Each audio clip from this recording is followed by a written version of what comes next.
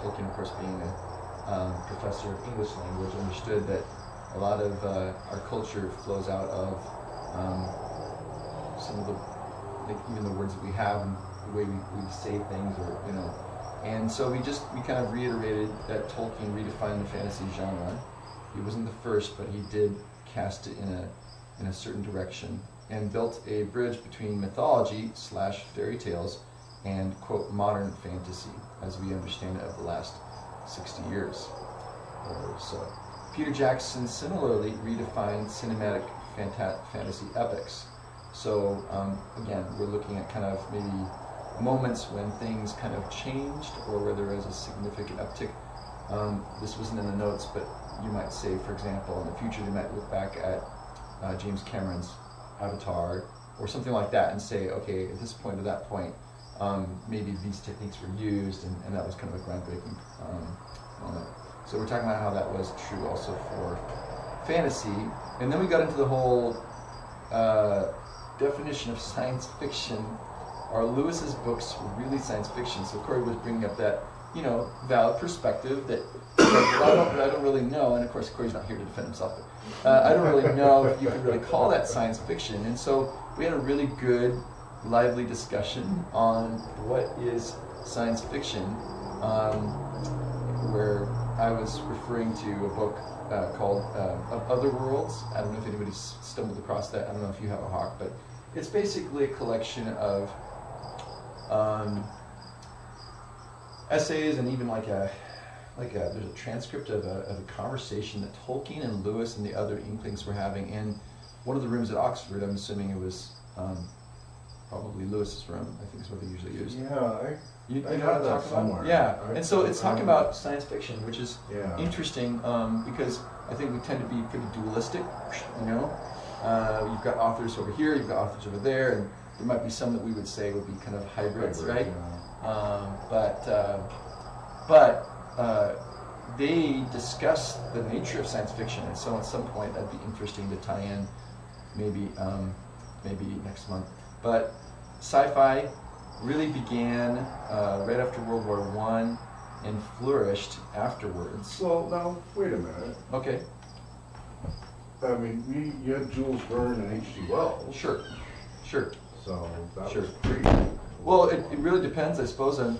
Hi, Corey. Welcome. As far as the pulp level of it, because you had Pulp magazine and all those sci-fi magazines. That chair right there is actually fairly comfortable.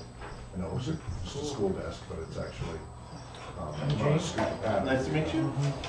Yeah, the question is really whether it was the movement there in 1900 with Jules Verne, or Right, were well, I they think the it started forerunners, in the late pioneers that kind of 1800s. launched it, as it were. Yeah, I think late 1800s is when you really see it starting to manifest, because you start having booklets and stuff being. So you can't really tack it down to, yeah, you're right, to 1 year, but definitely we would say that at the beginning of the 20th century there was a huge upsurge in science fiction, just as we would see that, say, World War I was the first mechanized war.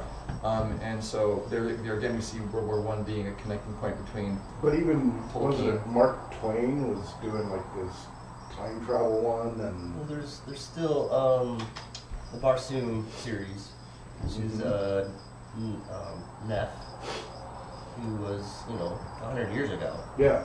So and he's Mars and flying ships. Right, exactly. Yeah. No, I think it was from like the 1880s you really saw all that. What now a lot of people refer to as steampunk in the gaming community. You kind of saw that early, because everybody it was a real uptick in creativity and invention and a lot of stuff. Industrialization. That maybe that was it. As it kind of paralleled industrialization's advancements, really taking off. But that's interesting. I don't want to be too interrupted, but we haven't any discussion about the Tolkien estate. No. We're still doing last month's. Yeah. Okay. So Don't worry, we didn't cover all the juicy stuff. Yeah. Oh, good. That's what I wanted. We're saving the good Yep. bones for later. Yep. So just kind of discussing a little bit about the notes. So yeah, I guess that's kind of a live question about science fiction, and again, we probably have so much to cover today that maybe that'd be good to plan ahead and look at next month. All right. But so yeah, so I guess there is kind of still that ongoing debate of science fiction. When did it Chris mentioned popular mechanics in the 1940s. We talked about what difference is there between science fiction and fantasy. Could it be that sci-fi is...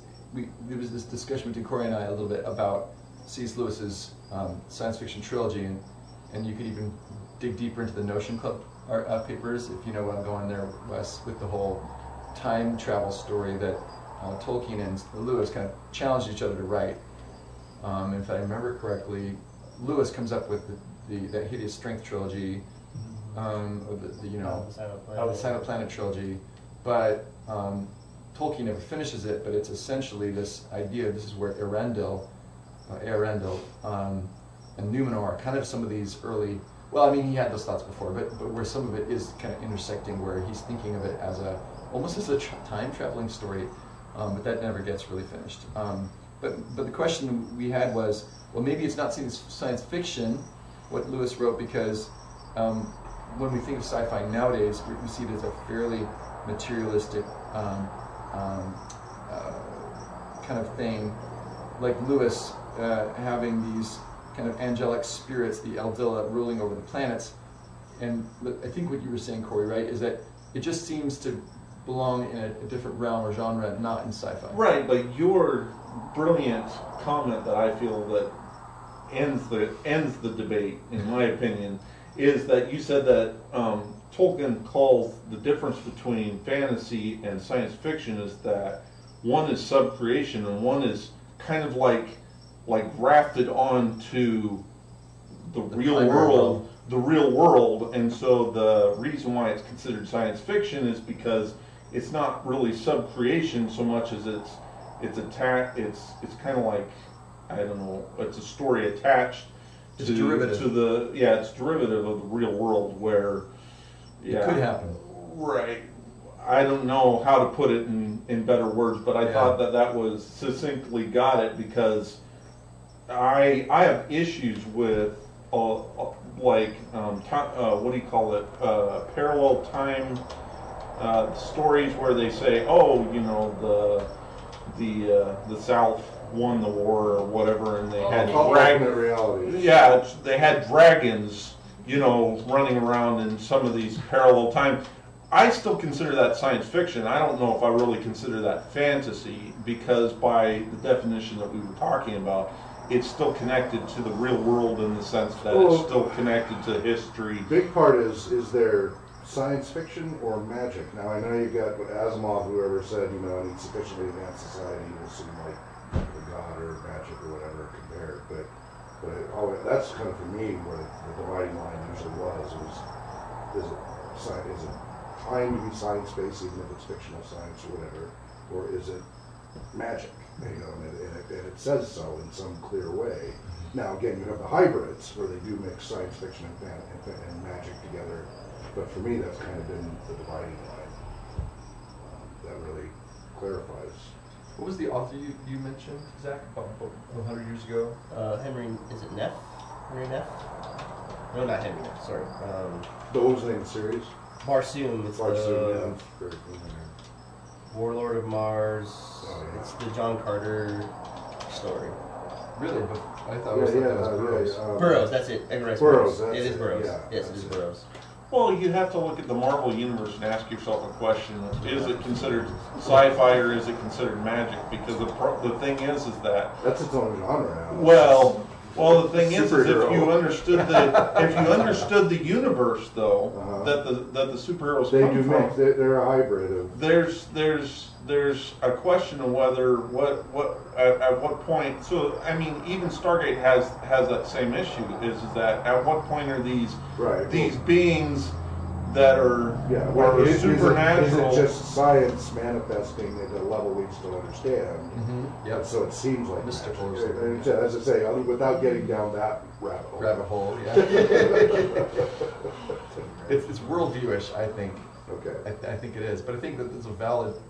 I think all of those are on the table as different ways to explain the differences, because it gets at how do people see it, and so therefore it's going to shift. Well, we as human beings need to categorize and put things in schemas for us to retain them logically, so that's why we run into these dichotomies. Absolutely. Well, as there's fuzzy definitions, I guess we could say, of those two things. We do have a tendency to think, though, of fantasy at the heart of it to be more past related, and science fiction is more future based. In that sense, we have a tendency to lean towards the medieval magics with fantasy versus. That's why I always felt that high fantasy was a helpful definition for me, because therefore then it's not that I have to say, oh well, that's not fantasy, but that I can say, well, I think, and again, this is a working definition, and certainly other people have probably better definitions, but I think when I look at something, and this is what we talked about last time, if you're talking about fantasy like, Tolkien's Legendarium in Middle-earth, it's really, it's a secondary world, but it doesn't need to have some kind of connection or gateway to our world. It is its own separate sub-creation that's fully formed, and then you have, it's like, let's step on that too, Terry Brooks and the Elfstone. but I wouldn't say that's high fantasy. Yeah, but see, I have problems as long as Terry that one. Brooks. Yeah, the whole as long series. As long as Terry Brooks had this like misty past, and he didn't have to explain the connection, I had no problems with the series. But when he started trying to connect, well, early on he made it pretty clear it was post-apocalyptic. Well, yes, it's post-apocalyptic, but it's so far into the future that it's kind of like H.G. Wells, that there's an idea that I think it's C.S. Lewis that kind of talks about the idea that either it's way far in the distant space, or it's far into the future or far into the past that we get these stories. Anyways, the point is that I just didn't like the fact that Terry Brooks decided, oh well, let's try to make my story historically viable by trying to connect these two things. He said, yeah, they're post-apocalyptic, but I didn't need to know the connection between the two. Yeah. And it ruined it for me, to be honest. Yeah, that's the interesting thing, where you've got individual tastes coming into it as well. I think it is a fascinating thing that Brooks has done, and I think what I would love to do is suggest that maybe if we have time at the end, we can come back to this, or we can maybe kind of put it to next month and say, sure, let's discuss a little bit further what, and again, my thought had to do with, because I would love to do a little research to start looking back to when's the earliest science fiction, right, and the earliest. Now fantasy, we can look at Beowulf and stuff like that. Tolkien attributes a lot to that, and all the other fairy tales and such. But I haven't really, and so I've gone down that path quite a bit for research. But I've never really researched, well, where does science fiction really start popping up and showing up? And when's the earliest one? And I'm sure that people have already researched that. I just need to find.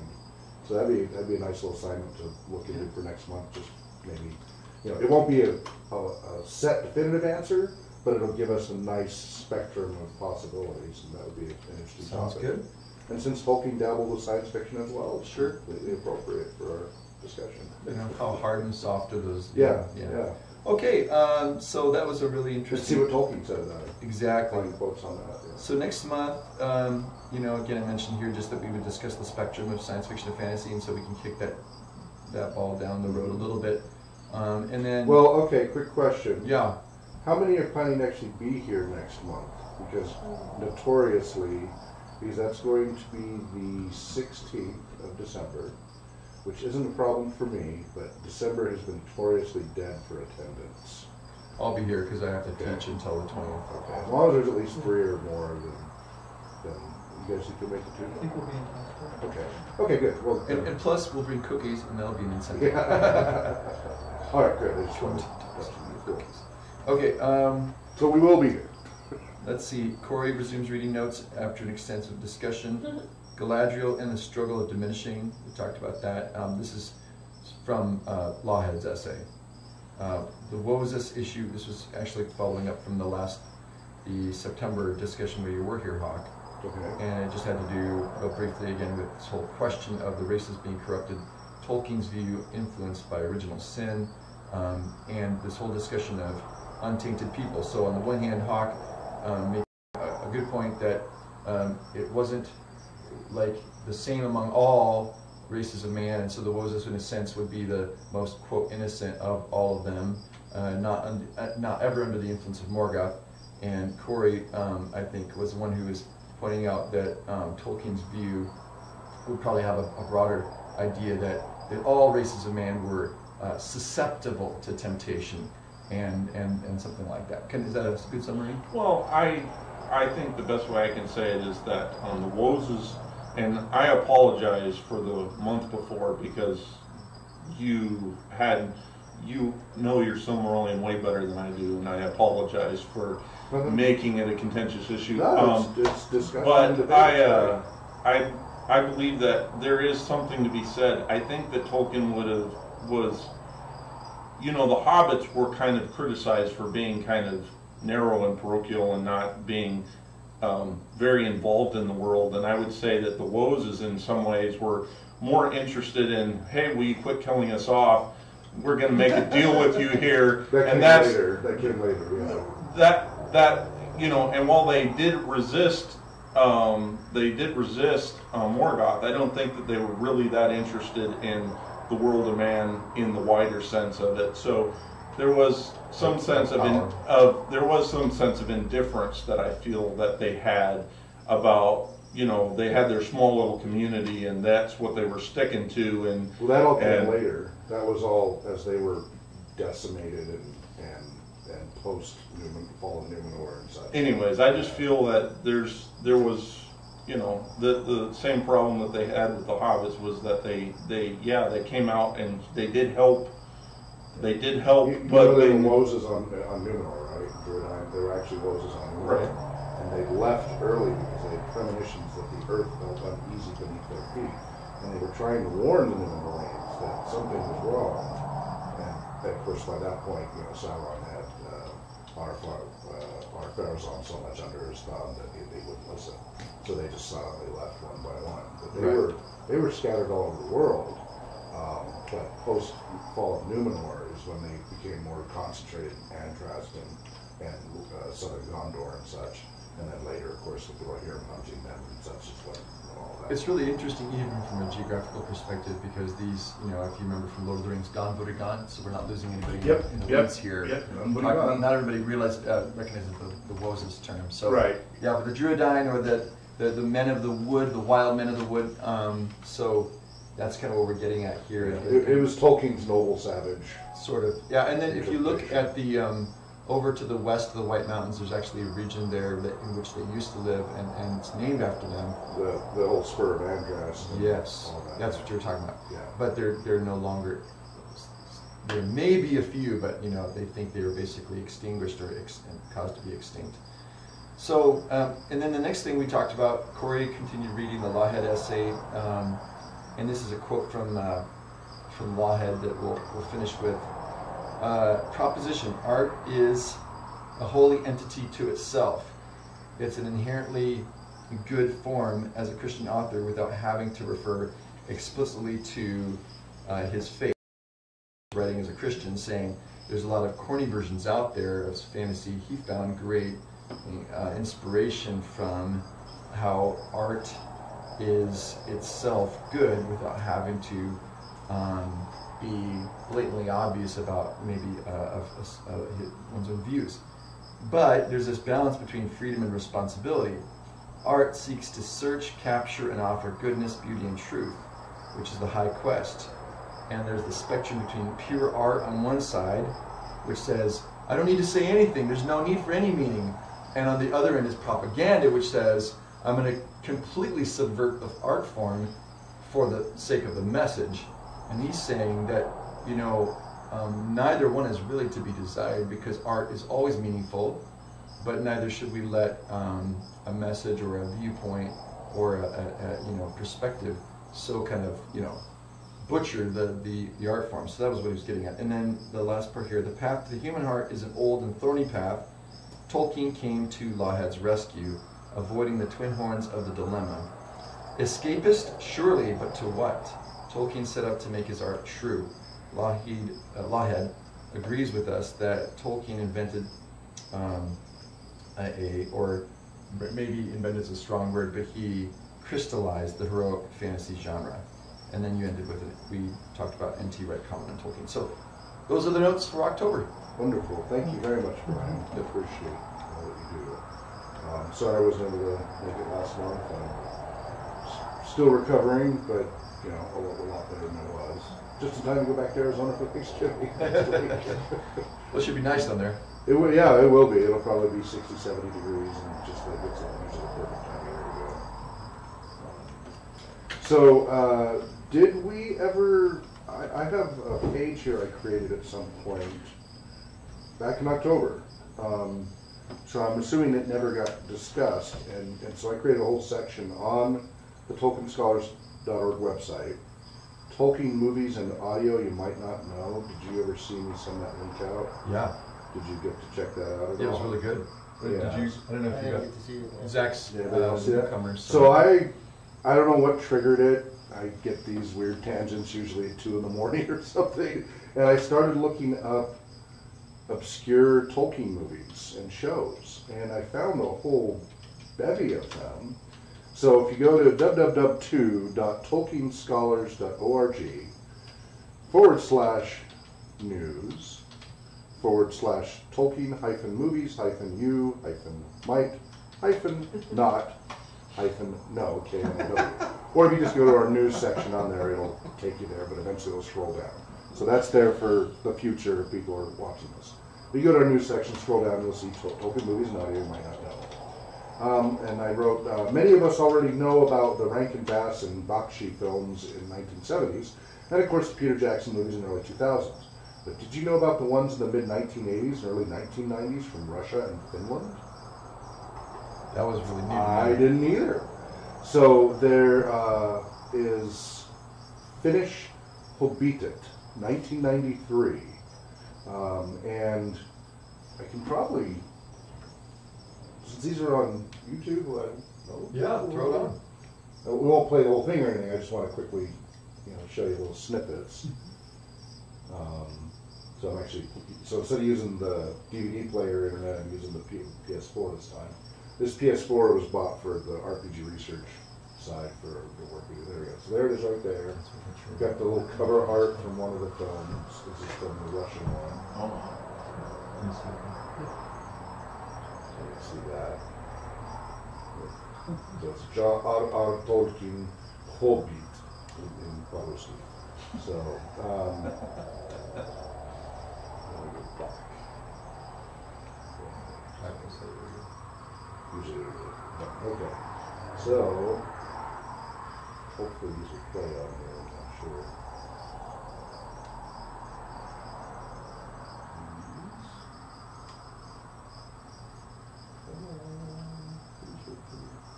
This is still loading. We are streaming at the same time we're doing this, so that might get a little messy. I'm assuming that was McDonald. I'm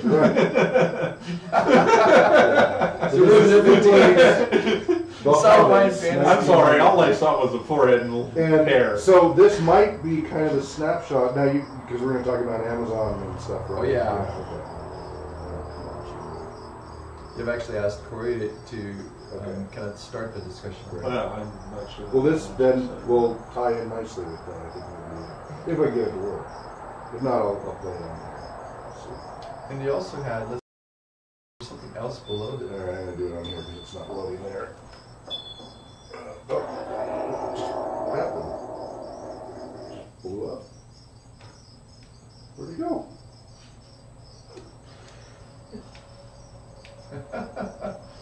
What the heck? It's just not. Yeah, that doesn't seem to play there. So.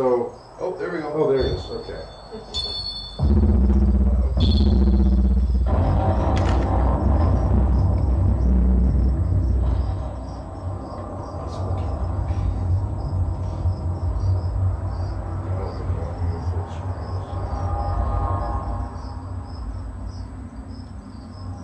Pretty good for 1993.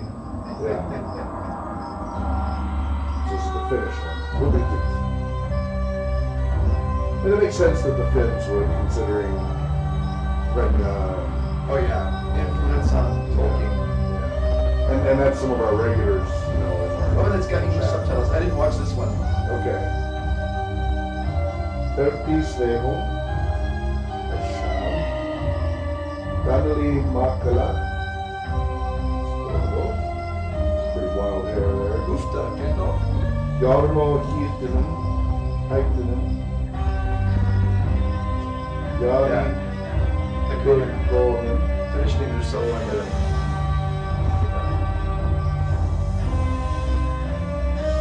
I apologize if I'm slaughtering. I did study Finnish like 20 years ago. Gavi. Let's see if the rest of the thing. It's covered on Vahan.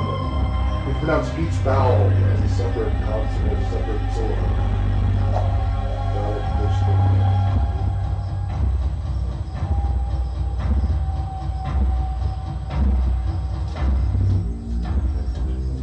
Oh, he's two characters.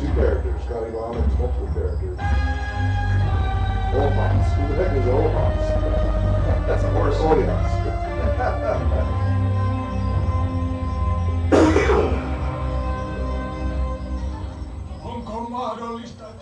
So it's an interesting mixture of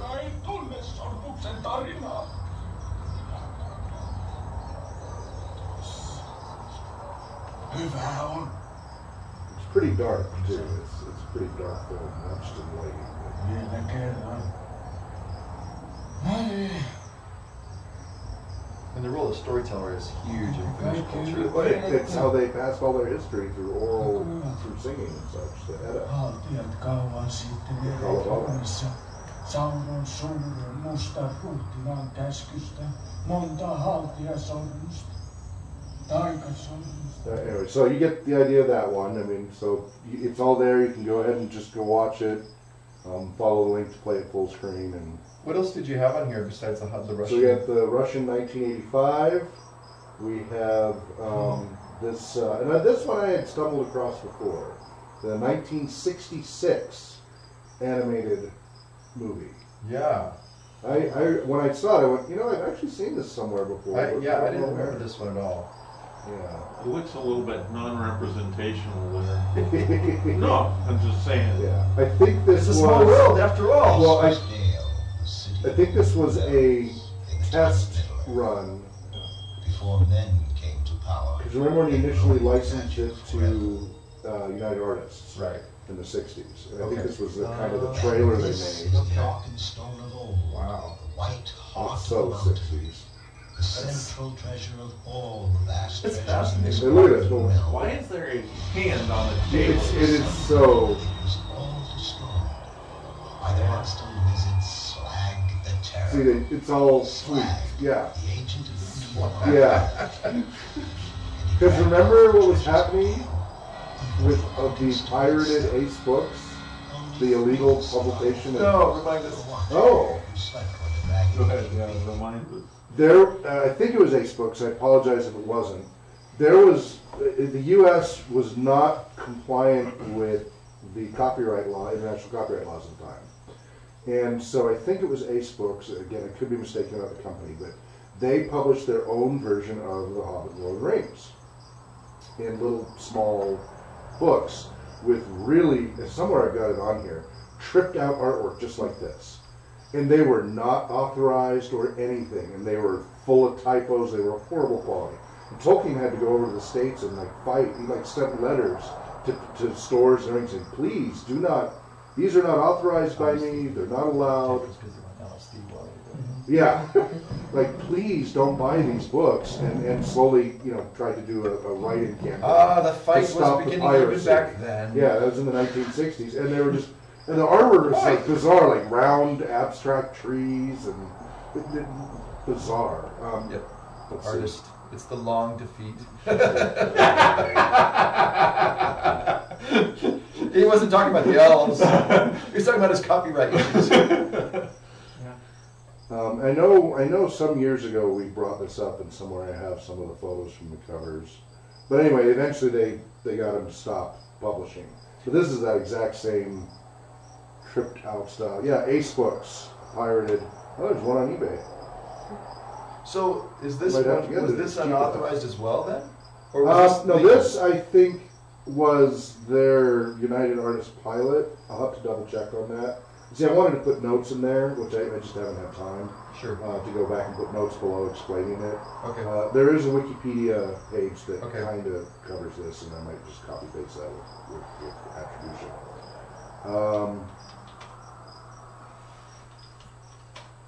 So anyway, that's another one. That's just a 11, 12 minute kind of pilot, and it is barely. I mean, it is so far off the path.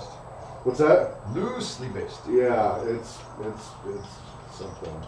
And then Mr. Bliss, and we talked about this. I think this is the Russian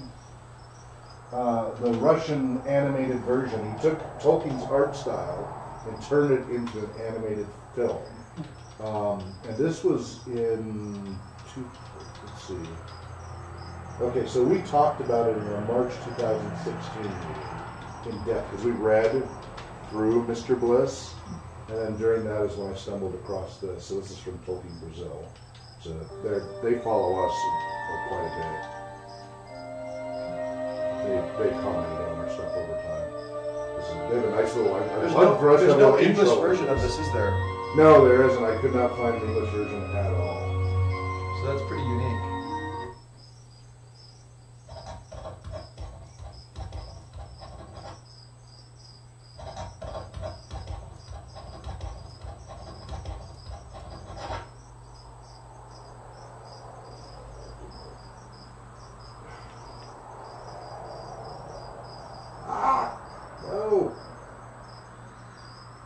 So you'd recommend us to go on there and have a look and yeah, this page you can check these out and then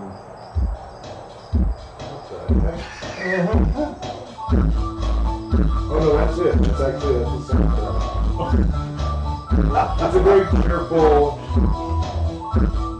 So kind of reminds me of a video game. yeah, In the background. yeah. But it's also child. It's fun little child.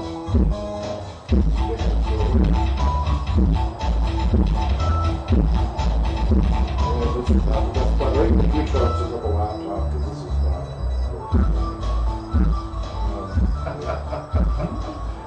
we get a soundtrack now. So Mr. Bliss is a children's it's a children's story. Yeah. Yep. Мистер Блисс жил в доме, белом доме с I красным. think it's short for me. Потолки там были высокие и входная дверь узкая, потому что мистер Блисс носил ужасно высокие шляпы. В прихожей они висели рядами. А в саду у него в глубоком жил жираф, который часто заглядывал в окна сада. Во втором этаже It's crashed. The Sony browser is crashed. This was too much for it. I'm thinking more, Captain. Reboot here. So anyway, check it out. That's something I started putting together back in October. There was more I wanted to put up there. I found a few other little tidbits here and there, but those were the most notable.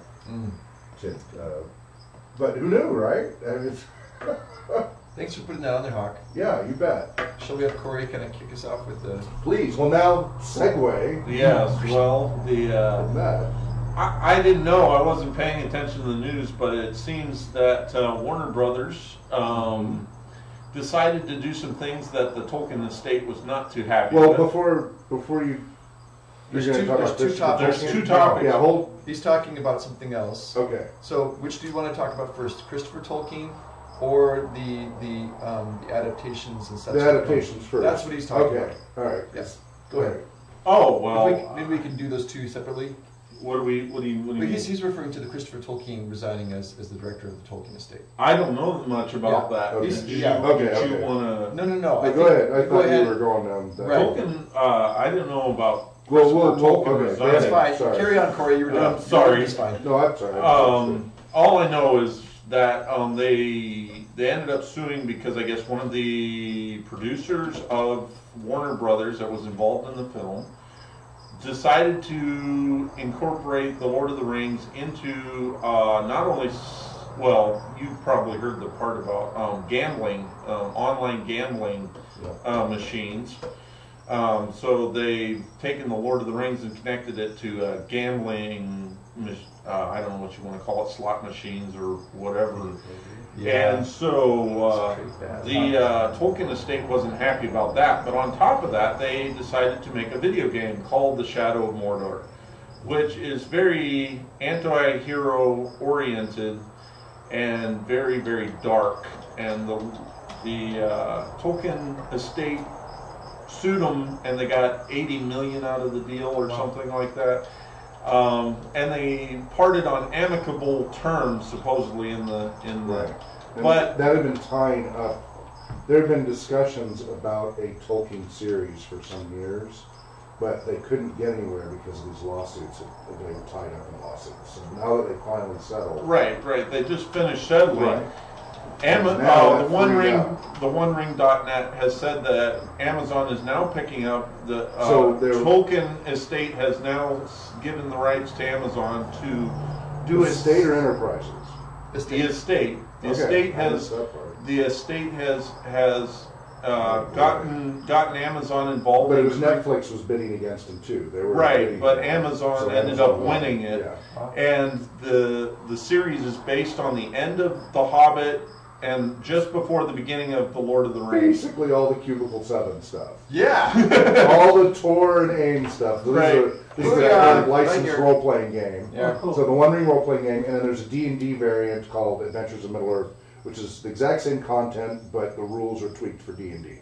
I guess the question is how much material do they have to actually have a few seasons worth of 60-year gap. There's a lot. Well, are there many characters though that are mentioned that have much to? No, but that gives them more artistic freedom. So it can be Middle Earth setting, but they can do whatever they want with it. That's exactly why Cubicle 7 So can do it. before we get into the details here, so just to I'm not saying it'll be a success or any good. I don't know. It's supposed to be one of the highest paying TV series to come. I think to date. it was $250 million up front. A lot of money. Yeah, it's supposed to be just for the rights. Yeah. Well, what were you going to say? Oh, no, I was just going to say, so, because I'm the one who has to take the notes and has to actually look like it's, following a train of thought. So, basically, Corey, so mainly it was against Warner Brothers, correctly? Right. Right, and that was the existing lawsuit. That was settled up in this summer, right? I don't remember what the date was. I'm sorry. I think I wasn't paying attention, but yeah, I think it was this year. I'm just because it helps to kind of see the timeline of how this is progressing because it's happening really rapidly. So they settled this last year, and it was just the beginning of November, wasn't it? I think on OneRing.net. I think that it broke on Variety or somewhere like that. But so early November. And so yeah, go ahead, guys. So what are the details that we do know? Everybody, maybe if you have any knowledge about this, just pitch in, please. So we're not. They assume it was the 275 million. Yes. Is what it's not been officially announced, is what I read. There's a lot of money going into it. That's for sure. That's the assumed kind of what they think. And it's an Amazon series, correct? Amazon has it. It's what I've read. Somebody said that it was supposedly going to be the Lord of the Rings version of the Thrones series. Oh, I hope they don't go that far. But that's probably just somebody's trying to conjecture. There probably isn't anything written yet. Yeah, there probably exactly. is nothing in existence yet. So it's all pure conjecture. Speculations. The real question is who will they have? I wonder if they're consult Cubicle 7. Well, I hope so because they've done all this work ahead of time. It would be like totally Yeah. It's totally feasible. And Martina's got a head hat top, whatever you call it. Tip of the hat. Thank you. Tip of the hat in the One Ring because he's the one who passed the information on and so that's how kind of the story broke there. Yep. Because he blogs. He also blogs for the Tolkien Society website. Yep. Yeah, he's part of that. Yep. So any other? Yeah. So open for discussion on that, and I'll try to keep up with you guys. So it's going to be a series rather than movie. So what do you think about that? Pros, cons? I think that will probably get a bigger audience. That seems to be how everyone's getting there. Well, some of the younger generation, it's all yeah. streaming now, so they don't watch TV anymore. So to talk a little bit about that, Stephanie? So what do you think is going to be? What would be, maybe anticipated in that how they might build more of a fan base or momentum, or because you're a fan, especially the movies, more than the books of the Lord of the Rings, and so for you, probably true. Yeah. I mean, from what I remember hearing you before, I mean, you like the storyline, but that what the movies accomplished for the Lord of the Rings, do you think that this as a series has the same capacity to take in people who aren't previously aware of Tolkien? I think so. I'm a little bit worried though that in each episode they're going to try to add more drama than they need to, and if they go in with the mindset of making it rival Game of Thrones, it's going to be terrible. But there's a ton of money on it, so they hope it's as popular as Game of Thrones. If they can make it more PG-13. Yeah. They're talking of making it a free streaming rather than their paid. So that's the talk that I've read. Is making it the free streaming, not their paid like HBO is a paid subscription thing. Yeah. Which would be a way to get. Well, they might make it part of their Prime. So Prime, you pay an annual thing, and then you get certain things free under Prime that the public doesn't. Yeah. That might be the I think that's where that's their talk. That's the thing that I read is there's a possibility. If you give me just kind of a little leeway to say my piece, it might take me just a bit to kind of get to where I'm going. Star Trek Discovery is not a part of is supposedly a part of the official timeline, and yet they're using spoilers. They're using a specific drive that is never seen later in the later series. So the idea is that at some point, all these things that are on Discovery are probably going to become moot. They're gonna the spore drive is probably gonna break down, and they're gonna have to be forced to use warp drive again. And what I'm saying is that Discovery has as much impact on the main line of Star Trek as I think that this spin-off series is going to have on the story of Tolkien is that we know the direction the story is going, so it's almost like knowing when Vader becomes Vader. Oh, Anakin becomes Vader. Right. I think it's a little bit silly to put it in between the Hobbit, and because there is some part of it where it's going to be, okay, this is like a side quest in a video game that we're going to do that really doesn't affect the direction of the trajectory of where they're going with the story. And yeah, they're going to have a lot more freedom, but how much, Corey, is your question, if I can ask this, is your question, how do spin-offs affect the canon? That's kind of the idea.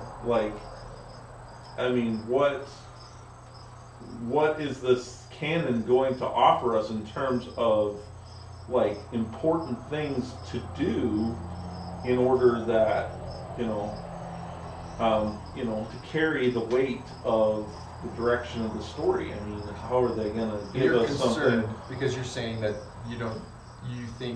are you saying that you think that often spin-offs may not, if it's filling in if it's a kind of a prequel function, that you think that if you're concerned that it might not do a good job? Is that kind of what you're getting at? Well, I feel like a lot of times spin-offs, especially in the weird portion where it's at, between two movies that have already been made. I mean, I'm not saying you guys have done a number of role-playing games. You tell me, have you been able to find that there's that's a great question. So I think that's a fantastic thing to explore as a group. I think it really depends on whether you're just talking about the movies, right? So if you say had no reference to any of the source material at all, and you were saying, oh well, here we have The Hobbit, and these films, and then here we have the Lord of the Rings films. Yeah, I think that would seem a little bit. I don't know that. My view on that is that that would be a poor way to try to somehow come up with a series that Amazon is going to stream that's going to be somehow up to that, because even the best TV series or streaming episodical shows, they're not going to have the same feel as like a movie. But also, we're talking about a lot of source material that is not really delved into in The Hobbit or The Lord of the Rings.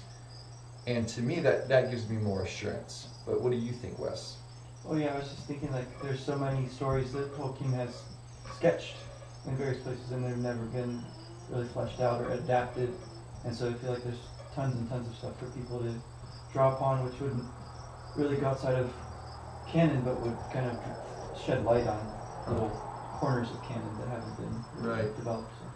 I guess what I'm just saying is that I know how badly Star Trek has done their little piece, and I'm just saying that I feel like,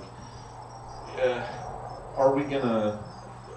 What? I guess what do we have as an adventure? What do we have as something that's going to hold the series together and direct them towards over a long period of time? What kind of goal? I mean, what would be the unifying? You're kind of getting at what's the unifying theme or storyline? Right. What would be the unifying theme or storyline that would be within that small section of?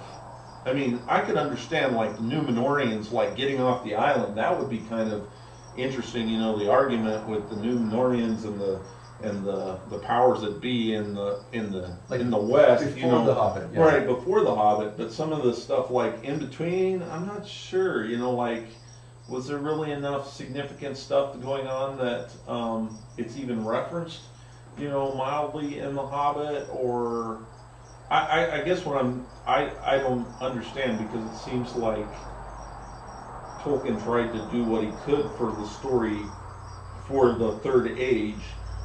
It was all about the rings and how the elves, were still in Middle Earth. And I guess what I'm trying to say is, where's the story going? What's the big issue that's going to drive it? So when Iron Crown Enterprises wanted to get the license to make games, board games, role-playing games, card games, whatever, from Tolkien Enterprises, and they got it, the whole industry was like, who would want to play a game where you already know the outcome and end result of the story? It's back in the early 1980s.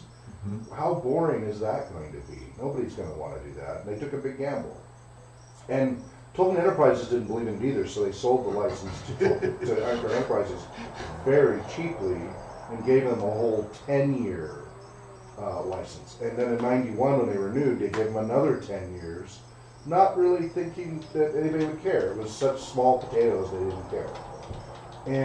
But what they found was, and so Iron Crown Enterprises set it in the Third Age. The primary setting was Third Age 1640, about 3 years after the plague wiped out most of Gondor and Eriador.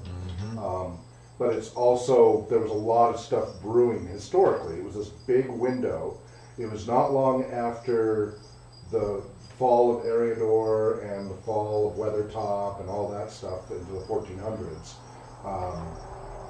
So there was a lot of historical meat, but not a lot of specificity, which gave them a lot to work with. Because of the Peter Jackson movie license, they wanted to wipe the license clean, so they got into a bunch of legal rigmarole. Enterprises went after Iron Crown Enterprises, made them seize all their assets, and basically lawyered them into bankruptcy, into oblivion. They couldn't afford it. And ended the license 3 years before it would have. So then there was kind of this. So then they sold the license to Decipher, and they didn't care about the role-playing game. They all wanted it for the card games and the board games, because that's where all the money was. And they only had 5 years, didn't find it lucrative enough, even though the Peter Jackson films are going on. And then it went into oblivion, and then finally, 7 years ago, Cubicle 7 bought the license. So, that being said, what people found, because this is the exact same thing, like, well, what is there to tell? There's nothing, everybody already knows the outcome. They already know Bilbo and Frodo and all this is going to happen. Who cares? What's going to matter? That 60-year gap in between is the build-up from the events that happen in The Hobbit to what happens in Lord of the Rings. So you've got that anticipation of the Lord of the Rings and all this. You know what's coming on the horizon. But a lot of things were going on, and that's what Cubicle 7's been able to cash in on for adventures, building towards that. Sauron is building his forces. Mirkwood is darkening and getting worse and scarier, and people are being driven out. Gundabad, which had, ushered out back in the 1400s, is rebuilding, is building back up. But although they lost a lot of forces after the Battle of Five Armies, but the Witch King of Angmar was up there. Mm-hmm. All these things are happening historically all over Middle-earth that Tolkien mentions. And remember, he said he left this palette for other hands and minds to build upon with art and music and song and story, etc. So he sketched out all these other things that haven't been explored. The fandom base did The Hunt for Gollum, and I think we've talked and played this before, Hunt for Gollum and Born of Hope. Hunt for Gollum was, briefly Tolkien mentioned Aragorn's hunt for Gollum, where he finally caught him to interrogate him and all of that. Well, the fan film actually shows him tracing down, capturing Gollum, that whole process, and that was just a few lines in The Lord of the Rings. They turned into a 20-minute film or something. They elaborate, and it's enjoyable, and it's like, yeah, we know all this other stuff's going to happen, but if you are a good storyteller, whatever the medium is, whether it's a book or a movie, TV show, series, whatever, as long as you can make the characters compelling and that snippet of the story interesting, and then it's possible that people will want to enjoy it. But you got to do it right. You got to make characters interesting to make the story compelling. And of course, you've seen like the Star Trek side, where they're just going, wah! Now I brought this up because this was last month at Fan Nexus, a local con here that I was at, and that's Walter Koenig. That's Chekhov. Oh my goodness. AKA Bester on Babylon 5. Yeah. So, and he's on his tippy toes. when I went to get the photo with him,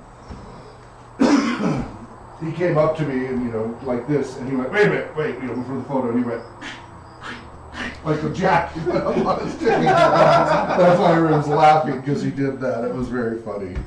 So, and he has a degree in psychology and stuff. So I tried. He didn't connect on the RPG research stuff, but still, it was interesting to get to meet him and talk to him for a bit. But anyways, because you brought that up with Star Trek, like, I forgot to share that. I think because they just did Renegades, which is a spin-off. Oh, right. So Renegades is a spin-off of the Star Trek. It's fan-based, it's Kickstarter-based, and it ends so this all comes back to, I really am tying all this in, it ends the story of Chekhov. The whole arc. And so you can go watch, I think it's publicly available now, maybe not, but those of us who donated. The Renegades arc is several films, and you will see a ton of old Star Trek and Stargate and other sci-fi actors in this film. A lot of has-beens throughout. They also have Michelle Nichols of Uhura is also in it as well. You have people from Star Trek Voyager, the guy who played Tuvok. Oh, yeah. Because he's a Vulcan, he can live a long time, whatever. They have, you'll see all these other people from other sci-fi shows are all in it. They're in the series. It's not the greatest fan series. I'm not a huge Trekkie, and so the quality is kind of mixed. But they are finishing the whole arc of Chekhov. Spoiler. The last Renegades is there cannot be any more Chekhov other than alternate reality stuff. So Admiral Chekhov, has a heroic ending. So Paramount has allowed over the last 20 years fan films under certain criteria, that they have to be lower resolution, it's available to the public. There's a lot of things. Now Renegade got into some legal issues, and they had to cut a lot of stuff and change a lot of things to make it compliant, because suddenly Paramount was noticing there were over 100 different fan episodes of different Star Treks. You have the last 2 years of the original Star Trek series is finished by the fans. They finished the 5-year mission. They have more, the stuff for Next Generation. They continued those threads. The Enterprise, all these fans went on and continued the different threads. And there's more than 100 episodes. They also have slash versions, if you know what that means. So one of the banes of fan fiction books is slash. So that means Frodo slash Sam, for example. Usually homosexual themes, stuff like that. You'll get these really out there derivatives. And that's a lot of times why companies clamp down on fan fiction, because it eventually escalates in that direction. They're like, this is killing our intellectual property. But Paramount kind of let all this happen, but then some of the fan films started to be really good, and they started getting some of the original stars to join in. And Paramount was like, whoa, you can't have original characters and original. So they started, just this year, Paramount changed the rules for fan films and such for all the Star Trek films. So there's more than 100 fan derivative shows out there. It's just in the last 15 years of it. And Renegades hit that wall. The wall was created because of Renegades, because Renegades raised, I think, millions through Kickstarter and such. So all of that back to, well, what can you do if you already know the ending? And prequels and midquels, and Medea Res are nothing new. A lot of prequels, but yeah. I guess what I'm saying is you've seen the build-up, and I guess what I'm saying is, how are they going to be able to pull these characters, which I feel is very diffuse. You're going to have a whole new bevy of characters, probably, that you'll occasionally run into the main ones. Which is actually better. Right. Because if they do that, and if they do it convincingly, and if they really... They can go on forever. Don't know the source material. I mean, we find this with role-playing, is that there are very convincing characters who are, if as it were, inspired by Tolkien's works. They're not seeking to supplant them. They're basically supporting characters in this really large cast that Tolkien himself hints at, because even in this, you see really, like has been mentioned already, you've got, just this one little piece where, okay, we know a lot about this little sliver, but we don't know a whole lot about this and this and this. The other film, Born of Hope, is about Aragorn's parents and how they met and fell in love and all of that. And I think, is it also their death too? I can't remember. Yeah. But I think, again, it fills in the gaps. It does. It doesn't break the canon. But that's the important thing, is that, and I think this is where we have an advantage. And maybe it's just the problem is that with sci-fi, I think it's always constantly wanting to. I think there's just 4 new words. Yeah, pretty much. I think there seems to be, I think, more perhaps more risk of that. Whereas I would say that. I think it's just as much risk with this. Really? I'm so worried. So look, as long as they get a different director, I'm okay with that. When I heard you don't want Peter Jackson again, huh? Well, when I heard Peter Jackson was first doing Lord of the Rings, and I'd never heard of him because he was some obscure New Zealand guy. So the first film I found of his was Dead Alive. This horrific, it's a comedy slasher film. It's loosely a comedy. It's really over the top. If you've ever seen it, if you can stand zombie movies, and they're really good. He had one scene where they had like 300 gallons of blood in one scene. He has a scene where the guy's chopping up zombies with a lawnmower, right? And slipping, just chopping everybody. It's crazy. So this was the first film I found for Peter Jackson when I heard he was going to do the films. I was like, oh no, it's going to be a horror version of Tolkien. And the other films I found of his were weird. They were just weird, strange. Well, films. that one moment, I don't know if it gets cut, but there's that one moment where Aragorn's fighting the I can't think what they call them. Nazgul? No, the orcs.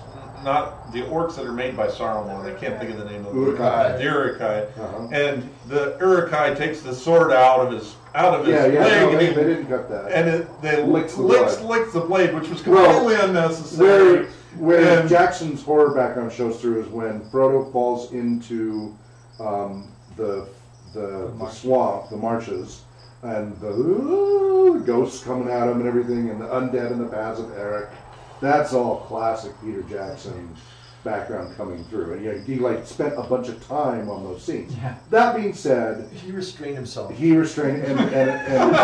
thank goodness the films were way better than I thought they were going to be. Whatever my criticisms, Right. he far exceeded any of our expectations. Michael Martinez and I were just like, Michael has always been more open about it than I have. I've always been a lot more cynical.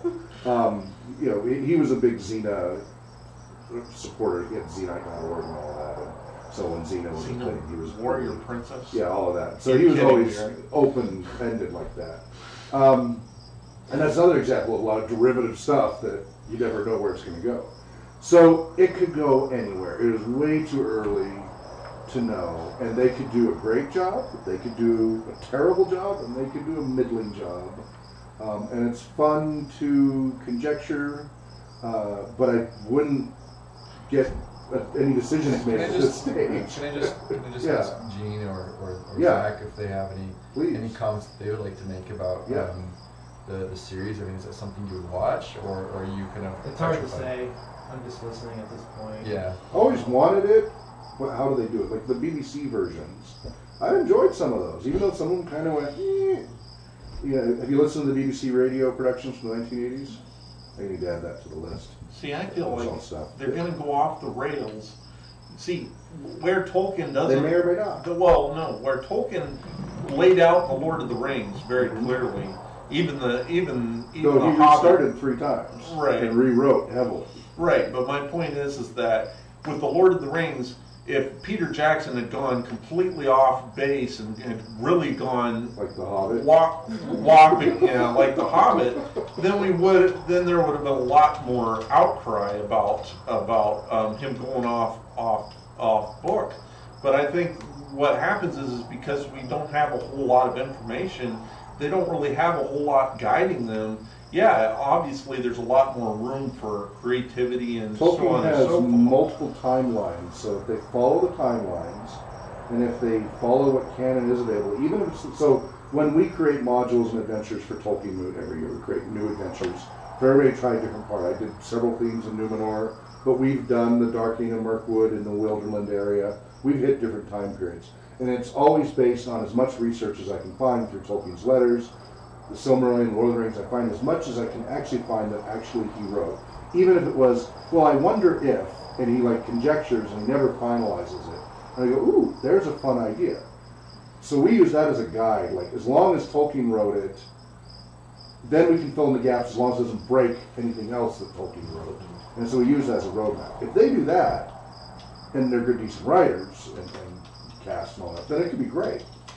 If they go, we can do whatever we want now. We've got the license. We can do whatever we want, and it's going to be, shiny vampires and teenage angst and, just stuffed into Middle Earth. Yeah, that's gonna suck. Or just Game of Thrones. Or Game of Thrones. Yeah, that's the other end of the extreme there or can I just too. say the Vikings? Because I mean, I have Nordic ancestry, and I'm kind of tired of how that's just been. Yeah. I mean, there's some great material, but it's just it's so they really went.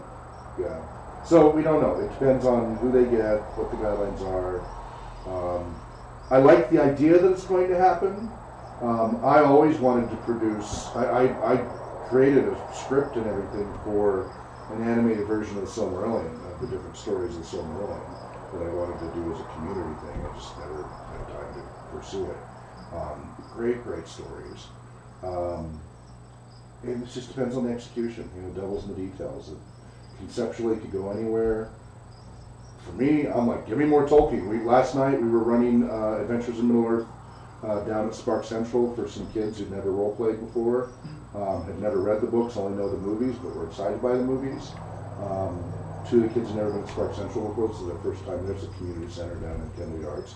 And they had a wonderful time. One of the characters died. He fell off a cliff after he attacked a goat. Because there was a whole herd of goat running from wolves, and he decided to gratuitously kill a goat because he wanted to kill a goat. I'm like, you're going to kill an innocent goat? I'm like, yeah. And he rolled a natural 20, but then for killing the goat, but he fumbled on his acrobatics and they're on the edge of a cliff. So the sword got stuck, and as the goat died, pulled him over the cliff, pulled him over, and his character died. Short version of that. And the kid was like starting to tear up. He'd never roleplayed before. He just had his character die. It took an hour and a half to kill him. Luckily he's a pre-gen, so like, no, just go and take this character over, which was the guy who was trying to resuscitate him after he died. So it's kind of, and he kind of like back up because he was back in the game. He was afraid he was going to play. Had never roleplayed before.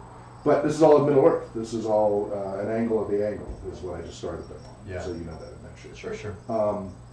But you should see them just light up with the possibilities of the story. And one of them's like, he wants to go read the books now. He'd just seen the movies before, and like, oh, the books are so much better, have so much more detail. Now the kid wants to go read after this experience. So it could go anywhere. we have a couple. Yes. If I can move us on. Please. So there's two. Has anybody heard about the 2 films that they're currently planning on Tolkien? No, I haven't heard about that. Yep. So there's a biopic that's being filmed in the UK right now called Tolkien, which will focus on his courtship with Edith. And there's also a film that New Line Cinema is involved in the US called Middle Earth. And this will focus on Tolkien and specifically his friendship with the TCBS. What's that one called? Middle Earth. I've got links that I can send or put into the notes. This is from The Verge. They say this isn't the only biopic about Tolkien that works. Back in November, word broke that New Line Cinema was putting together a film called Middle Earth to be helmed by director James Strong of Broadchurch and Downton Abbey. The film will follow Tolkien's courtship with Edith Bratt. So there's 2 different ones. This one's following Tolkien's courtship with Edith Bratt, who will later become his wife. So trying to separate these 2, but the other film, so the one, probably the one called Tolkien, which is, and actually that's has a Finnish director, Dome Koski, who is signed on to direct Tolkien, which will focus on the author as he finds friendship and artistic inspiration among a fellow group of outcasts at school prior to the outbreak of World War I in 1914. Cool. So both of those are... Let's say outcasts? Yeah. Outcasts. A fellow group of outcasts at school. Way to stereotype the nerds already. Yeah. So anyway, and so that is definitely a projection back in time of literary people are outcasts. Yeah. Whereas back then, people only dreamed of being able to get an education and get the level of opportunity they had. Right. There was not the negative, as far as I know. Right. I never read anything from that time. Actually, to be a man of letters back in those days was amazing. Highly prestigious. Right. So and it was never that is a total reflection of a 180-degree turn in 100 years. So for the movie Tolkien, Nicholas Hoult is the frontrunner to portray the iconic fantasy author. So I guess he was in X-Men First Class and Mad Max Fury Road. So there will be more links. So do check the notes, and you guys can have a look.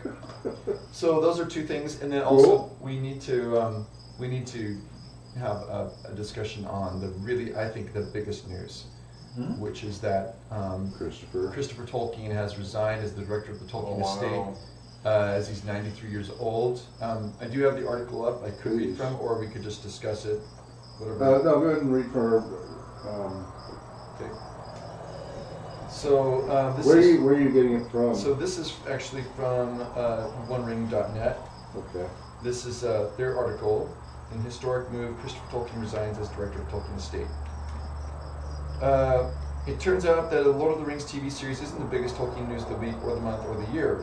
Christopher Tolkien, son and literary heir of J.R.R. Tolkien, resigned from the Tolkien estate, and his departure changes everything. Christopher's 93 and just this year edited and published one of his father's works, Baron and Luthien, which, as even casual Tolkienites know, refers to his parents with the names of those characters adorning their tombstones. In the preface of the book, he writes, "This is preemptively my last book in the long series of editions of my father's writings. It seems he was planning to retire already. Personally, learning the greatest Tolkien scholar and a man who has honored his father in an exemplary way, has left the care of his father's legacy to others, feels like reading the end of Lord of the Rings, where Galadriel, Elrond, and the other great elves leave Middle-earth. There is a keen sadness but admiration and beauty as well. But even if you aren't sentimental, he deserves any Tolkien fans' deep respect. But it bears repeating, this changes everything. The news reached me by friend Michael. Oh boy, sorry. Start over. The news reached me by friend Michael Martinez via Twitter on his blog. Martinez has an exceptional mind for Tolkien. He understood perfectly that Christopher R. Tolkien's departure signals the end of an era. Quote, this is from Martinez. Oh, thank you. With Christopher's departure as an officer of the Tolkien estate, which was incorporated in 2011, the long-awaited rights frenzy for Tolkien properties may soon begin, he wrote. Yes, and it seemingly has already happened. This is a definite piece of the puzzle of the recent news of the Amazon video deal. I had heard through rock-solid but not reportable sources several years ago that other members of the state were much more willing to negotiate J.R.R. Tolkien's properties, while Christopher was far more interested in preserving legacy than money. And I think we've talked about that. Oh, yeah. The settlement between Warner Brothers and the Tolkien estate settled an $80 million lawsuit July 3rd. Part of the statement the studio released at the time was unusually upbeat for an entity that had just paid out big money. Quote, the parties are pleased that they have amicably resolved this matter and look forward to working together in the future, end quote. The future mentioned in that statement is this week and beyond, and it was obviously in the works then. According to a UK government website, Christopher resigned on August 31. One would expect formal resignations of this nature take time to manage legally, so it also was in the works for some time, I suspect. But I wouldn't give to have been in the room for that passing of the torch. So in quick fashion, after the seismic change, the estate has sold the television rights for the book, The Lord of the Rings. Warner Brothers paid the court dispute, so there would be a relationship moving forward, and Amazon's Jeff Bezos rewarded both entities handsomely. Another important thing to note here, and another piece of the puzzle, is that the television rights to The Hobbit and Lord of the Rings were not sold when Tolkien sold the movie rights in 1969. Those rights were for motion pictures. Right. Torn staffer and author Kristen Thompson informed our staff about this. She has first-hand documentation and is author of, quote, the Frodo franchise, knows this stuff as well as anybody. And obviously you can and should buy her book on Amazon.com. I believe another torn news article is expected on just this point, which explains why the state was so involved in the Amazon deal. They were selling something. It also explains why Middle-earth Enterprises was absent. So there's the question, Hawk, that you mentioned. It explains why Middle-earth Enterprises was absent from the latest news. What was it? Well, what was it? Enterprise was? Yeah, so Middle-earth Enterprises is different than... correction, this originally said Tolkien Enterprises, a name previously used that is not correct. The story has been updated. Middle-earth Enterprises? Yeah. Yeah, they changed a few years ago. Because of the confusion. It is very confusing. So Yeah. could you just give us a real quick version? What's the difference between the Tolkien estate and what is now called Middle-earth Enterprises? Yeah, so Saul Zaentz is a movie producer company guy that I think he did like The English Patient and a few other, he's famous for doing book adaptations into film back in the 70s, 60s, 70s on. So he has a company called Saul Zaentz, DBA, and they got the rights back in the 70s to the games, movies, product rights to just The Hobbit and Lord of the Rings, not Silmarillion or anything else. And they're the ones who licensed the rights. So then he created a spin-off company called Tolkien Enterprises that managed those rights for those commercial rights. Tolkien Estate is the family and the stakeholders of the family of everything else. All the literary, all the book rights, and all the rights to everything else. The Silmarillion, Tolkien's letters, say like the TV series rights, because that's different than the movie rights. So everything else, and the book rights there is rigid. That's where Iron Enterprises did get in trouble. They had made some Choose Your Own Adventure books in Middle-earth that were really, really good. They were really exceptional. But they got in trouble because that crossed the threshold from game module and rule book into what they considered too close because it was in the format of a book. Just because it was in the format. If they printed it as a big module, they never would have cared. Right. But because they printed it like a paper-bound little soft cover paperback book, they had to discontinue the series, which was very good. That's where the Tolkien estate jumped in. They went, wait, you have the rights to games over here from Enterprises. We didn't give you rights to make derivative works of the books. That's going to taint our literary works. And because estate and Enterprises created so much confusion because of Tolkien, about 5 or 10 years ago, they changed their name to Middle-earth Enterprises. Tolkien Enterprises, Saul Zaentz Company, became Middle-earth Enterprises. Tolkien continues to be the family, and all the literary stuff and all the book rights and everything outside of what was already given to Saul Zaentz. The licenses given to Saul Zaentz is in perpetuity, is my understanding. It goes on, he's got forever the rights to do what he's been able to do. But there's all these other rights that have not been tapped into that were held by the state, and Christopher Tolkien was very much a purist and protective of that, and rarely gave any permission to anything from the estate side, the Tolkien estate side. Thanks. But their children are all about cashing in on it, and they really aren't overly concerned about the purity. Well, that's the big question is it's not going to have the same oversight. Who can take its place? Yeah. The bigger ramifications of all this are far greater than a multi-season Amazon series. The new leadership of the estate seemed much more willing to deal with Tolkien properties than Christopher was, and this confirms my well-placed sources. This opens up Tolkien and Middle-earth as possible franchises in the same way that Harry Potter's world is a place you can visit at Universal Studios, or that Disney will soon have a Star Wars area. There are sources. This guy's spying on the Tolkien of the state. Michael Martinez is really connected. Yeah. He was consulted in the Peter Jackson films, So for us to have him on our moot every year, or convention every year, It just sounds a little spyish when you say it that way. Well, you have conversations. You have conversations with people, and you stay in the I loop. know. I'm just joking. I'm just joking. Russian Hobbited. Yeah. It's the Russians. Let's take you to Orthanc. My well-placed sources. Okay. Yeah, that's not stereotyping at all. Sorry, my Russian friends. Okay. Maybe I'll just read this part and then we can talk. So there are a few properties in the world that can be talked about in the same way as Middle-earth. Warner Brothers see the value, and so does Amazon. Sure. That doesn't mean the Tolkien estate will move toward making the rights to Baron or Luthien available, but it does mean that my wish to produce the Silmarillion as HBO series is slightly less impossible than it was before. That is what has changed, really. Things once impossible are now possible, and this is like only this month. I mean, really, last month we could not have talked about this like this, because it was virtually impossible to even acknowledge that anything for the Silmarillion could have ever been expensive. It's still the licensing. Well, Christopher Tolkien's, if I understand correctly, Christopher Tolkien was very okay, you guys can have the Lord of the Rings, that's fine, but the Silmarillion is off limits. Like, you cannot touch the Lord of the Rings, the Silmarillion rights.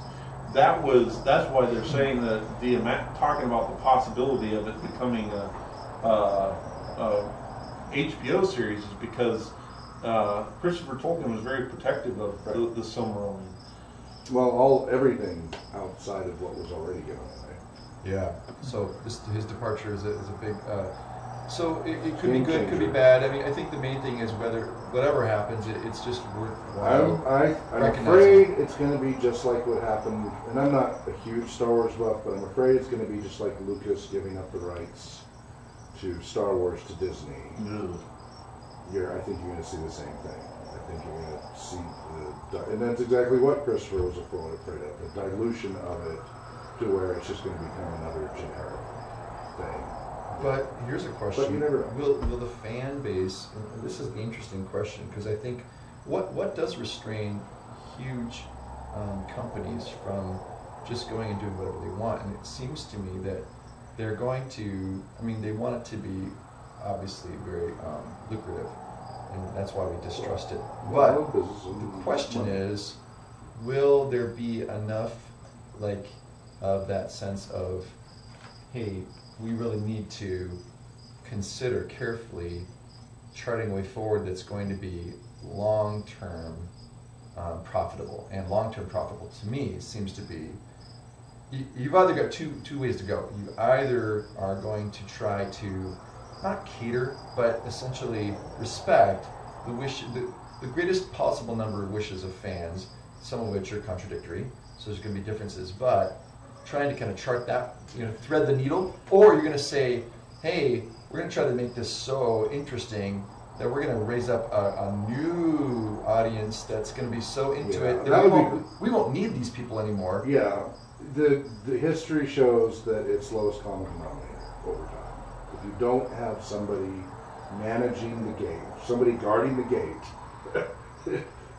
protecting the doors from the hordes, it will always eventually go to the lowest common denominator. I think the percentage of fans, the thing is that I guess it depends on what you define as a fan. Because if you talk about us, we're a small minority. We're a small minority out of the large amount of people. Yeah. Because there are a lot of people that are buying this Shadow of Mordor game that are saying fans. That they would call themselves fans, and yet Tolkien would be aghast by what the storyline is. Well, and all these kids at the community center, most of them are not readers. You're talking Spark Central. Yeah. But other community, we work with a lot of community centers, so it's a pretty consistent thing. And Spark Central is all about trying to increase literary. Right. We're some of those people, wouldn't they say, and Wes, chip in, feel free, but that because in some cases it has led to people wanting to read. The first, when the movies originally came out, that spurred a huge spike up in buying the book and wanting to read it, so there's a huge interest. Yes. Probably less so after 2010, where probably it had more to do with just people being interested in the movies as opposed to the books. Well, in the YouTube generation thing, they're much more into watching videos and watching people do stuff, so that we've got that. The pull of the streaming experience down at Spark Central, which this month finally they changed policies, thankfully, so we have better numbers. We're literally up against a whole wall of computers and VR. They just added VR recently too, virtual reality. So literally it was trying to get the kids, and these kids are often, at-risk youth from poorer families. They don't have computers and game consoles and the things that all their friends have. And they get to come here and play video games that they normally wouldn't get to do. And that's pretty high stimulus and pretty hard to compete with. Hey, come here and play a tabletop game and write with pencil and paper and roll dice and talk to each other and use your imaginations. And they're just like, I'm over here. So luckily, they recently have incentivized, as pizza parties are coming up, they're giving them points to come try out the different drop-in and play activities. So ours is RPG drop-in and RPG, and the one was drop-in and write, right? So they're trying to incentivize them to get off there. They tightened the screen time limits, which is good anyway. Neurologically, I talked about this before with my other RPG research. More than an hour or two of video game screen time. So up to about an hour, you actually do get a lot of benefits for playing a video game, adult, youth, whoever you are. You get a lot of benefits neurologically. After about an hour, the deficits start to overtake the benefits. And so when you start hitting the 2-hour mark, you see higher levels of obesity, higher levels of stress hormones, more problems with attention span, all these other things. But an hour a day seems to actually enhance a lot and give a lot of benefit. So I've read, at least in the last 10 years, 5 good reports just reinforcing that 1 to 2 hour time limit. And as recreational therapists, we've always been like trying to pull them off the screen if we can, or if they're going to be on the screen, be physical like the Wii or something. So they were having trouble apparently with behavior she was just telling me this last night. They're really having behavioral problems now with the kids playing the video games and their behavior getting amped up and such. So they really started to clamp down on that screen time. And they've apparently limited the VR to only 20 minutes, I think is what they said, which is a really big difference there too. And again, are trying to incentivize them to try out these other interactive social activities through pizza credits and what have you and points. And so we were able to get a few new kids to come, and some of these kids had never been to Spark Central before. They joined in, they didn't know what it was. One kid started to check it out, but he did not want to be there. I was like, don't force him. She's like, come on, go do this and you'll get the points. It was like, no, don't force them, right? Because it's not going to work if they're here against their will. They'll just sabotage the game. We saw that Fan Nexus last month, a father brought his daughters, and one daughter was really into it, and these are older daughters, these are late teens or something, so rebellious teen. The other daughter did not want to be there. She was clearly dragged in. So she literally made her character dig a hole and hole up, and then later go up in a tree and start shooting the good guys. Like literally went out of her way to sabotage the game because her dad was making her play the game. They're like, don't force them to do this because you have free agency. Your family dynamics are going to show up in the game. So anyway, with the screen time stuff and trying to get people towards the more literary side, hopefully we'll see that. It worked. They loved it. They want to play the game next month. One of them says now he wants to go read the books. They've never been to Spark Central before. That's a win in every way. But it does take some nudging and pushing. It's not where they're naturally going to go. And so as these shows come out, hopefully it will encourage them to want to go read the books, not just go watch the movies. But that's always push holy religion. In our day and age, it seems like canon is not as big of a deal. Like Star Wars, and Star Trek. They just let's just reboot it. Let's just completely change the title. Marvel, for example, Stan Lee has always said, "Hey, there's no way you can screw this up. Just go ahead and do whatever you want to. I get my cameo, and pretty much, Stan Lee. You know what I'm saying? He's in charge of the Spider-Man series, but yet that's been rebooted like 3 times, and yet, where's the canon involved? There's no limitations. It's unfortunate. Canon, Marvel's destroyed their universe so many different times. I know. I mean, even in the comic book series, not even like. That's my point. There's no canon in Marvel. So. Well, that's my point, though, is that they've decided that there is no canon. That any version and that's a concern is for Tolkien. Yeah, and that's what I'm worried about too. Is if there is no canon, then how does it stand out from any of the others in a lot of ways, right? If they don't follow the theme and style and that complex history that he worked so hard on, a lifetime on, to make it make sense and to piece it together, and that it explains the evolution of the languages and all these different pieces. If none of that really matters anymore, then is it really even anything? Is it really Tolkien anymore? Is it just fluff? But the way I always think about this thing is that it doesn't undo any of the. Right, you can destroy the universe in this comic book, but it's still there in that comic book.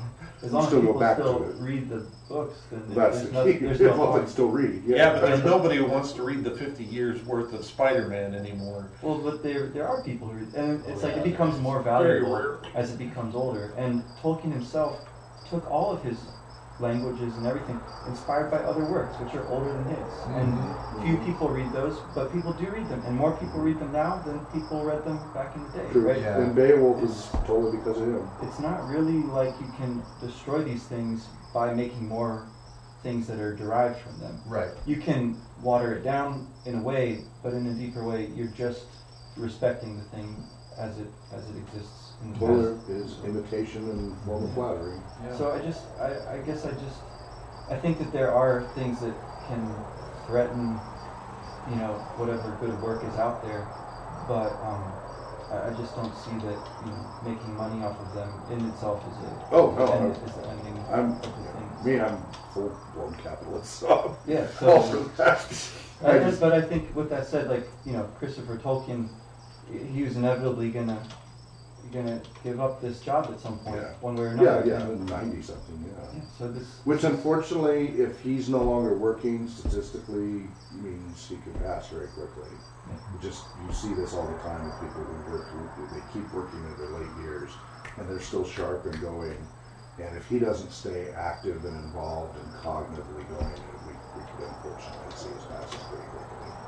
I think 2 last thoughts too. Thank you, Wes. I think. And Hawk. I think we should also recognize Christopher Tolkien's role not only as a keeper or a guardian, but also as a map maker. A lot of basically some of the first maps we have, I think, are all Christopher's. There are not many that J.R.R. himself actually made. So, thanks to him for that. And that awesome. Really is a bringing together things that his father was very scattered, and I think so I think Christopher was good at organizing and putting together these streams of thought. Even the Silmarillion itself really was Christopher's editing work, so kudos to him.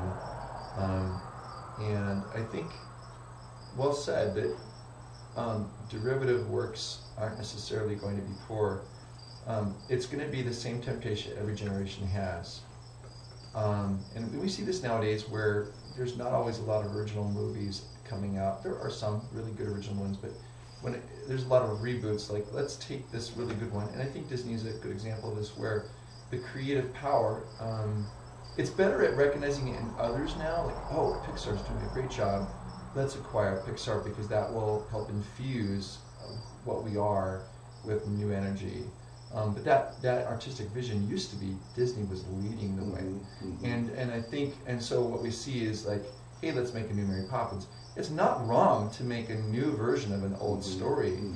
The real question is whether or not in this new kind of era, the artistic vision we see in some of like Born of Hope or Hunt for Gollum, if that is allowed great. And so really it's going to be interesting to see in this process whether, and we see this with role-playing, where again, it's ostensibly somebody's trying to have a good product that people will buy, but where we, for example, I've been really enjoyed, and Hawk has been a huge part of this in helping me to see like the value of, say, a system like the One Ring, where the reason I like it, and it's one of the few systems that I will play and be a game master for, is that it's so... And you do a very good job, by the way. Thank you. Still learning, but it's really, it's recognizing beauty and heroism and saying, now how can we bring that out of the pages of books and into where it's collaborative storytelling, and that's really, really great stuff. So, you know, hopefully we'll see some great creative minds also get together. You know, the Nepatellos of the film industry, and that they will know that Nepatello wrote the One Ring role-playing game. So really we need those geniuses. That's what we can hope for, is that some of these people will rise to the top. And some of those even we saw with Stephanie with the Lord of the Rings movies, where you saw, I mean, think about the artwork, right? And how much that was influenced by some of the people who had been working faithfully through the 80s and 90s, you know, like John Howe. Well, before we get to the end here, we have about 15 minutes, and I was going to ask Hawk, the last letter that we usually, just for people who are new here, we typically try to read one letter of Tolkien's. And we're going chronologically through the letters of J.R.R. Tolkien, and we're into 1954. And the last one we read was in September, actually, but it was letter 144. So if we want to, we could read a little bit of letter 145. Okay, and before we start that, I wanted to interject a quick little... Yeah. Just a reminder about Other Minds magazine. So it was originally meant to be quarterly, but we've never been able to keep it up to that. But we've got 16 issues out there, and it's at omzine.org. So it's an online periodic magazine dedicated to scholars, gamers, and fans of J.R.R. Tolkien's Middle-earth and beyond. So what happened was, it was Other Hands magazine by Professor Seaman back in the 90s, from 92 to 2001, but then again the licensing stuff came up. And they had given him permission to publish it. And but then the wrangling happened, and he got a cease and desist. And then in 2005, I rebooted with Other Minds magazine, and just did it. And because we've tried to keep it literary rather than commercial, even though it has role-playing gaming in it, that's how we've been, that gives us fair use. You know, that's how we've been able to argue fair use, is it's literary discussion and such. So even though it's a gaming magazine, it is chock full. These guys do so much research. I wrote articles, you know, again, I'm a founder, I was the original editor, and I did some of the articles. But Dr. Merwinski in Germany has been keeping it going since. And he was one of our guests at Tolkien 3 back in 2007. And huge, beautiful maps. They did maps basically adding all the details they could find everywhere of each phase of all of Arda.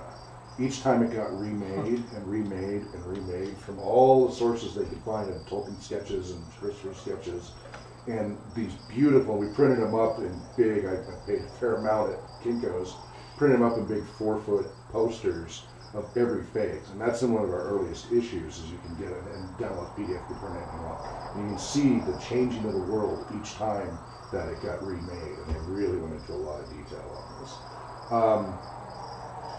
So anyway, we've got, I think, 16 issues and out, and issue 17 is being worked on right now, and just wanted to draw your attention to that. So it's Other Minds magazine. It might be a resource you enjoy. If you go to the website, we've got a table of contents that quickly lists each of the topics for each magazine, so that you can kind of pick and choose which issues you're more interested in.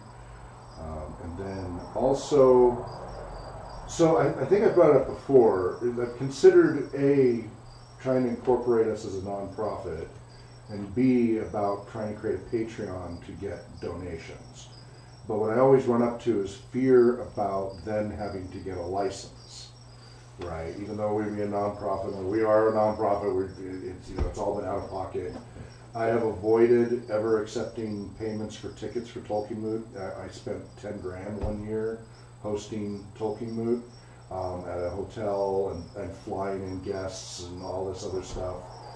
Didn't charge a dime for it, and that's part of why I shrank back to the small moots, because I just couldn't sustain that. It went. First year was like $1,000, second year was $3 grand, then $5 grand, then $8, then $10 grand. You know, T-shirts, everything, trying to make this a fun event. And it was about 30, 35 people, so not a huge event. And then we were going to do the Bozarth Mansion, and I put the money down for that, and I got really, really sick, and then kind of lost momentum. And then financially things have changed, so I wasn't able to keep fronting that.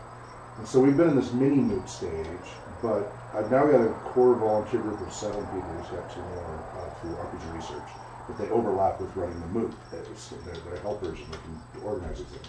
And they really want us to try to push back towards getting it to a larger moot, getting to the Bozarth Mansion someday, which is a beautiful 1912 Tudor style mansion.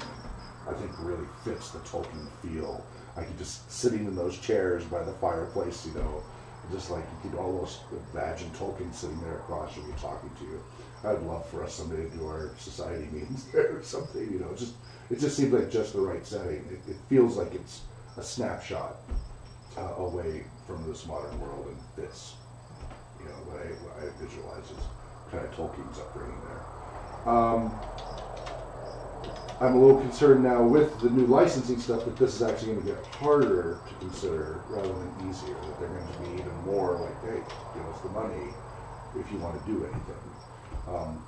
The problem is right now, as it is, as no organization, we're just a bunch of people. Personally, I'm vulnerable if they ever wanted to harass me, because there isn't a separate entity separating what we do from myself. But so one way is just to whip up an LLC. So I've been building a nonprofit for RPG research. And a nonprofit is a lot more hassle than a simple company. I've had multiple companies, I've got 4 right now, and I'm having to jump through so many hoops. I'm not talking 501c3 stage yet. I'm just talking a normal nonprofit. I'm a Washington State Incorporated nonprofit for RPG research. But just trying to get a bank account created is 10 times harder than for a regular for-profit company. And so I'm kind of torn, but I would appreciate people's insights on whether you think this is something worth pursuing, keep going as we are, do you want to see our society grow?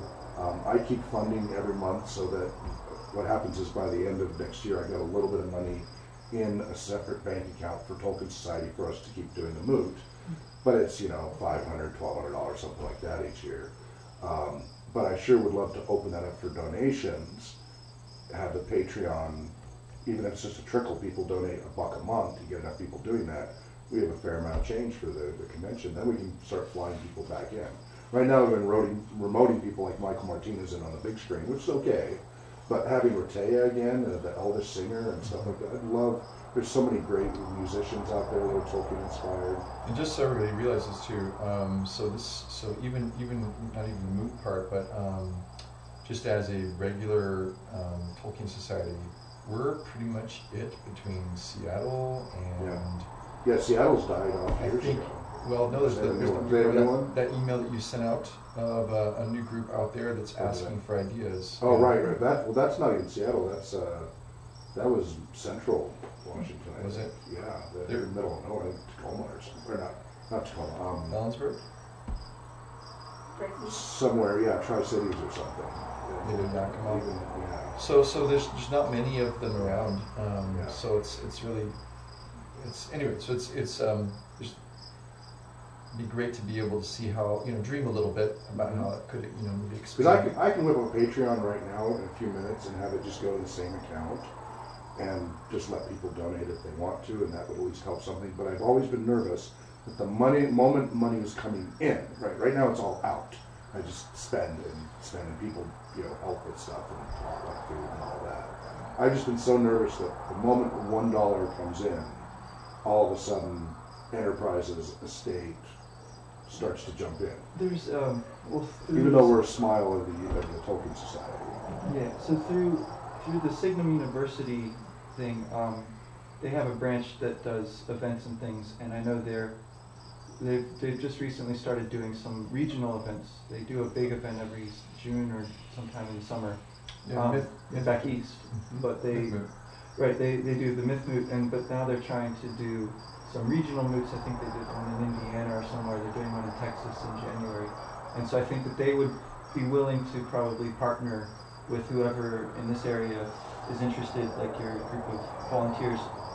I can put them in touch, and they can work out the details of how, whatever legal standing Mythgard and Signum has with respect to whatever people, would need to pay to that would be make great it viable. Yeah. I think that would be pretty. Because when I asked both the estate and Enterprises about 13 years ago about permission and licensing to run a convention, their lowest amount was $100,000 for anything licensed. And that was really minimal. It really wasn't going to do what we really wanted to do. So I just went, screw it, I'll just do it for free, and then it's a literary discussion, and I've been okay since. But yeah. They do, but it's very cheap, I think. So yeah, if you can put me in contact, that would be great. It would be something. But I do want to formalize our existence. I've noticed a number of the smiles have incorporated throughout the world in different places. They're official smiles of the UK Tolkien Society, and they have created organizations. And so far, I haven't heard of any being sued. Some are for profit, some are non-profit. They haven't all been non-profit. The easiest for me is to whip up an LLC. LLC I can do like this, piece of cake, set up accounts easy. It's the least expensive option. We don't get any tax benefits. Like if people donate, they don't get a benefit. But as much hassle as it's been to try to even be a non-profit, not even county 501c3, I'm not sure it's worth it. I'll just do an LLC. I was like, we'll pay taxes on it. But so anyway, appreciate if you can connect me on that and any ongoing feedback, support to help with that. Could we finish with just... Yep, let's do that. It's only one page. Yep. What number again? 140? It's letter 145. Sorry, are we going to sing this one? No. Letter 145 of Tolkien, and again, I want to make sure we're not capitalizing on the whatever all the talk. So if anybody wants to read, Hawk's got a copy. I've got a copy. We can pass this around. And it's from a letter to Rainer Unwin on the 13th of May, 1954. Does anybody want to? And it's kind of small to read. So 145? Yeah. Okay.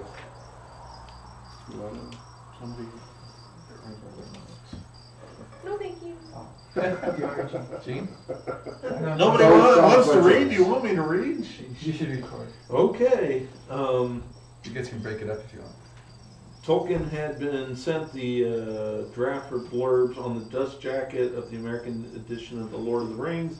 He's also shown a set of opinions of the books which Allen and Unwin proposed to cite on the jacket of the British edition. In these, C.S. Lewis was quoted as comparing the book favorably with Ariosto, okay.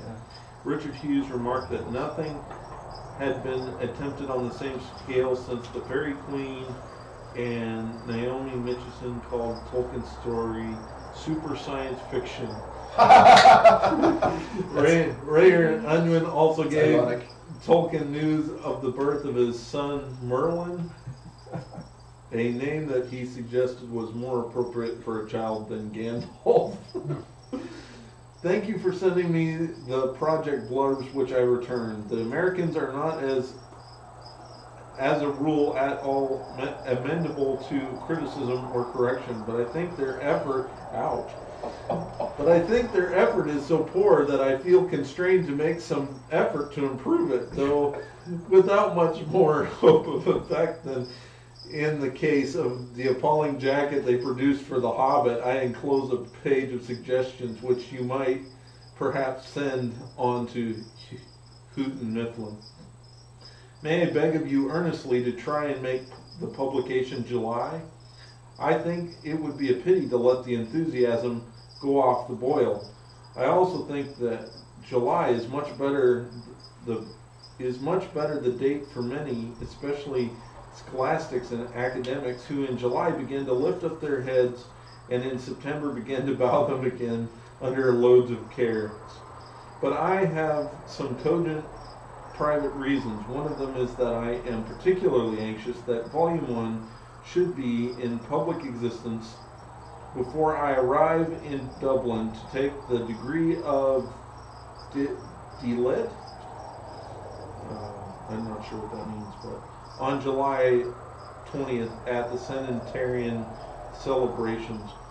Though the Irish have not much money for such expensive books, you might get Dublin to take a copy or two on the strength of the celebrations. It never rains, but it pours, as I am sure Mr. Butterburn must have said, and I'm going to get a doctoral at Liege, that's in France, on October 2nd, but I suppose that Volume 1 will be out at least before then. I am pleased to find that the preliminary opinions are so good that I feel the comparison with Spencer, Mallory, and I didn't pronounce it properly, Aristo, not to mention super science fiction, are too much for my vanity. I showed you our draft to Geoffrey Moore Warden, who was being tiresome this morning and threatening to eject me from my room in favor of a mere tutor. He was visibly shaken and evidently did not know before what the college had been harboring. He went so far as to say that Merton seemed to be doing well, though he doubted if I should get quite into the Roger Bannister class. Anyway, my stock went up sufficiently to obtain me an even better room, even at the cost of ejecting one so magnificent as the steward. So, if you have any appreciations which I have not seen, please let me have a look at them. I promise not to become like Mr. Toad. There's some dense references there. I'm not quite sure what Mr. Toad means. Obviously, it's Wind of the Willows, I would assume. Yeah. Did you have the footnotes there, Wes? The only footnote that's listed is about Bannister. So he was a senior scholar of Merton College, the first person to run a mile in under 4 minutes, a record he achieved at Oxford, 6th of May, 1954. So apparently Tolkien is not as famous as Bannister. That's the gist of that. Right. Ariosto, I know, is famous for epic poetry. He's an Italian epic poet that was a big influence on John Milton. Okay. And so Spencer's Fairy Queen, Right. epic poem in English. I don't know who Naomi Mitchison is. And that was Lewis that made that comparison? Lewis compared the book to Ariosto. Mm-hmm. And Lewis knew the Fairy Queen intimately because he taught it at Oxford. So. For a minute. Yeah. I am delighted to hear that is all going well. I'm going to finish this. This is the second Merlin with whom I'm acquainted. Professor Turville Peters' second son bears the names Merlin Oswald, not an Anglo-Welsh rapprochement. Or I can't pronounce that. Right. I think the Oswald is parental and grandparental. I am sure you were right. Gandalf was of course always old. He was an emissary who had the shape from the first, but all things wear in Middle Earth, so he got older before his task was done. Not a name for a child of men. Is that it? Yeah. It's just one page. Any comments on this letter? Final comments or? Gandalf might not be a good name for a child, but we recently named a kitten Gandalf. Nice. He's gray, you couldn't guess. Yeah, of course. Just as long as you didn't name your dog Frodo, right? That would have gotten Tolkien's ire at out. one point. It was stray we adopted. Yeah. If I had a cat, I'd name it Tevaldo. Remember the early version of Sauron that Tolkien? Oh, right. Yeah, right. You say cats are evil? No. Depends on the cat.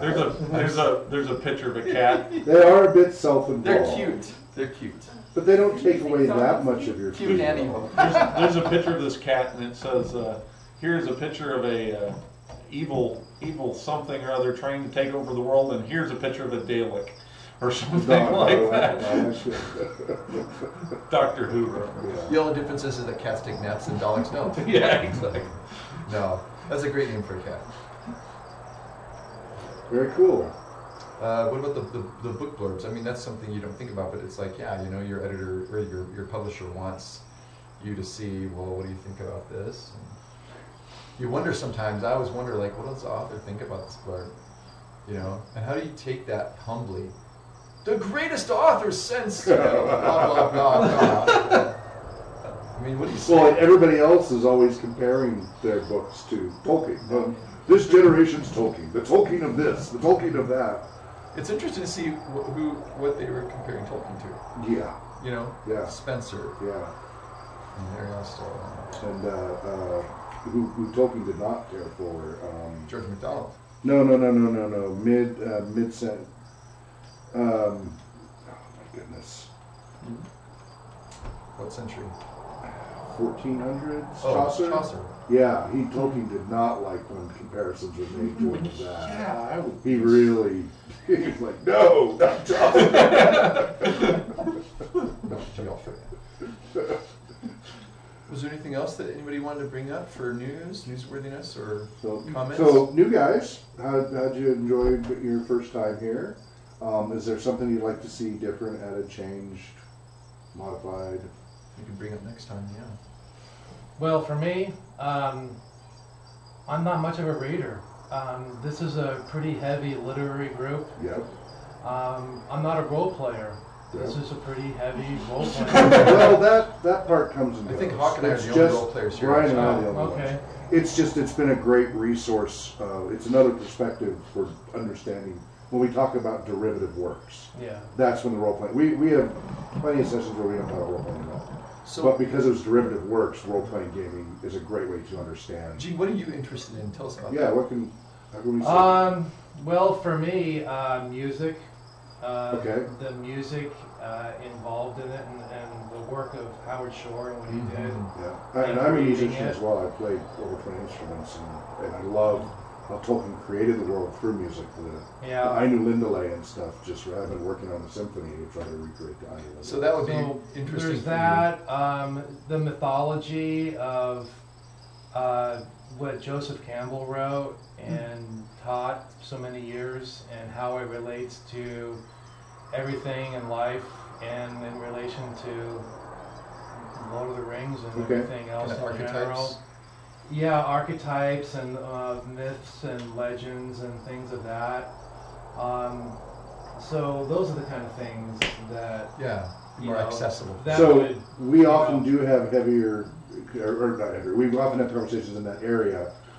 It was because of the news of this month. I was expecting that to take a lot of the meeting. Yeah. And I was a bit curious about it. I didn't really expect to hear anything big about it because it's so brand new. And I watch stuff on One Ring as well as many other people that are into this stuff a bit too. So you know, that kind of was already news to me in a way by just looking at that and reading up on it and the comments that people wrote about it. So yeah, I mean, I've only moved here about a month ago from Portland, Oregon, so it was a bit interesting to find something like this. Was there a group in Portland at all that you know of? Not that I know of, no. That's what we're saying, that these are hard to find. But your comments are really valuable. Yeah, because it helps us to know what we can include in the future. Because I think, like, for example, the mythology. 1 month, our meeting, we had an interview with a guy who was the leader of the Wagnerian Society in California. Right, and so what he did is really interesting. Is he kind of walked us through Wagner's Ring cycle, and then we compared it to Lord of the Rings. I thought it was really fascinating. And he created this great visual map that we had on the screen. All that he got. Yeah, no, we love to go down those topics, and so when we ask other topics you want to talk about, please, this is a peer-to-peer thing. Right. So we just bring in whatever, and we welcome everybody's. We went through and read the whole Golden Key for George McDonald, and did a compare and contrast of Tolkien's rewrite of it. Smith and Wood Major, and it was triggered because in the letters, he was asked to write a preface to it, and then he went and reread it because he'd been a fan of it before, and then he reread it and was like, I can't stand it now. And he decided to rewrite it. Rather than write the preface, he decided to rewrite the Golden Key, and came out with Smith and Wood Major and such.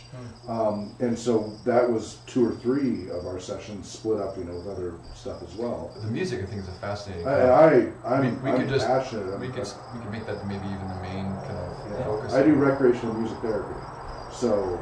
Yeah, I'm like, please, somebody else wants to talk about music. Usually nobody else here is really interested, but would love to have more conversations along that line. So I hope you'll come back. Has anyone gone to the concerts? Live projection? No, you've been to that? Oh, cool. I've heard about where were them, those at? They're worldwide. There's one in Seattle last year. Fellowship, I think. I'm not a big crowds person, so those usually... Did you go to it, Gene? Did you go to it? Oh yeah. What did you find? I mean, how did you feel about it? Pretty powerful? Yeah. To me, it's the equivalent of being on a roller coaster for a long time and experiencing the highs and lows of life. Yeah. I don't know how else to put it. I also went back to New York a couple of years ago where they played all 3 movies in 3-day succession. Right. We've done some marathons like that here because I got all of the extended. No, but this was the concert live projection. I see. It's only been done once. They've got a symphony orchestra playing the music live with the movie. Yeah, they dubbed the music out of the movie. They dubbed the music out. That would be awesome. So there's about 250 musicians on stage. Wow. Huge chorus. Cool. So it's pretty emotional stuff, especially when you're there in person. Is there anything, Zach, that you're interested in that you'd like to see included in the future as well? I don't know. I'm a big reader pretty much, but I mean, I've read a lot of Tolkien stuff, and I read a lot of. Working with teens, I read a lot of preteen books just as a way of relating with kids. And so I read a lot of. Do you work with kids? Or? I work for Peak 7 Adventures, so I work outdoor adventure stuff with kids. So we do rafting trips, backpacking, rock climbing trips. Yeah, I think. Did you guys ever do presentations at Eastern for the rec department? We probably have. I don't. Because recreation therapy. Yeah. So, okay. Cool. We'll probably have. Yeah. I don't know. So I love books. So try to read. Okay. So I think we did go more on a pop culture tangent this time than we usually do, and so I think probably shy away from that. But usually in the past, what we've done is we briefly mention just pop culture news, like whatever. And then we maybe 5 minutes and then we go back to the... Right, because this was just such a big deal, I mean, with all the stuff that's happening all at once. Well, we probably didn't need to spend as much time as we did on the Amazon stuff, the Christopher Tolkien stuff. Right. But yeah, so I hope you don't shy away from where we went on that. And again, I'll check you guys out again. I don't live too far away from here, actually. actually, Wonderful, so wonderful. it was kind of neat to see it pretty close. We used to meet at a coffee shop and everything, but that coffee shop changed and made it difficult to be there. So that's why we do it here. One of the advantages of being a coffee shop is we sometimes got walk-in strangers to join. Well, people would overhear you. Yeah, some of our members that joined were just because we're public. And I'm doing it here for now, but I want us to be back in the public eye at some point if we could find a good place that would do it. I've been doing all my ASL stuff now around the Rocket Bakery, but I don't know. You know what we could try? I don't know. I haven't been there for a while, but you know when. So you had the Thomas Hammer. Is what that became. Yeah. Is what that became. Yeah. But they have that separate room. But yeah, but it's a little too small for us now too. Though. You're right. And also, I think they've broken up into several tables. So yeah. Yeah, that's too small. Yeah. The Rocket Bakery might be possible on Garland because it's got that big back area, but the problem I've been running into is it's beginning packed. Yeah, it does. ASL, things are slowing down enough, we've got space. But what if, I wonder if they'd be open if we said to, you know, could you open, you know, an hour early or like for an event like this, you know, where we're having a meeting, would they be willing to or not? I don't know. You know, where like sometimes libraries will do the same thing where they've got and we tried doing this at the libraries for a while. The problem is libraries only book 2 months out, and you can get bumped really easily. And so we kept getting it.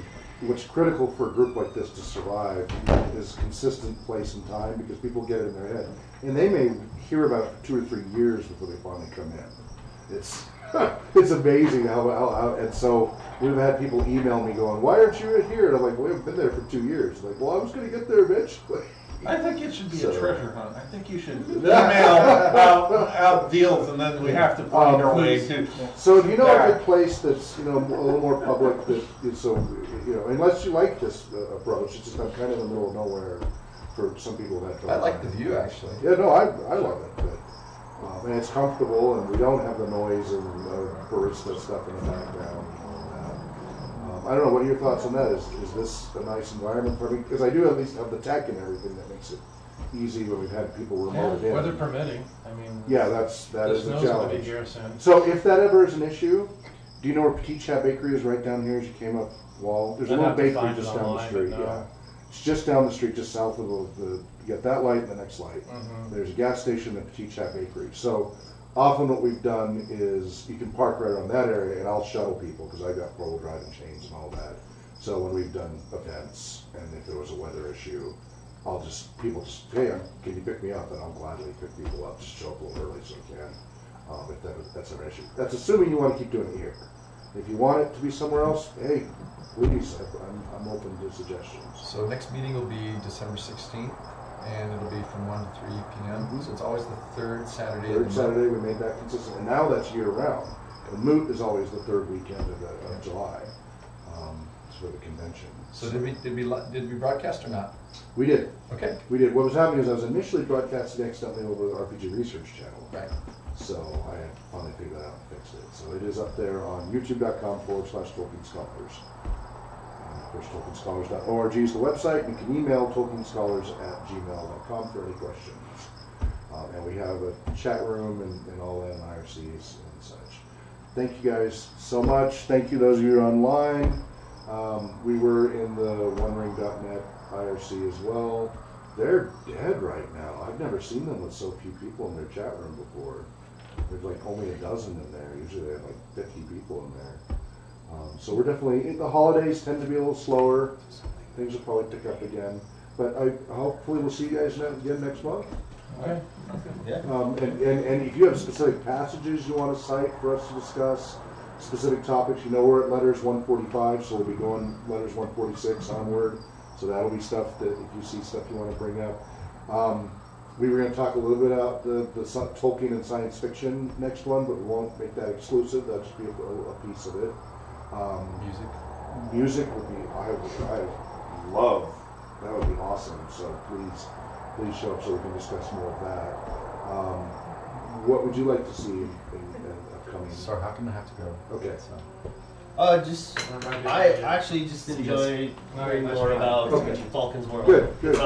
Thank you guys. all so much. Yep. Nice to meet you too. Nice to see you guys. I do have a question. Yes, please. So how quiet of a place do you want? Like coffee shops aren't super quiet. Yeah, it needs to be that we can have a normal discussion without having to shout. Okay. So the occasional shh is one thing, but if it's a really hustling, so service station we used to meet at until it became popular, and it's way too noisy now.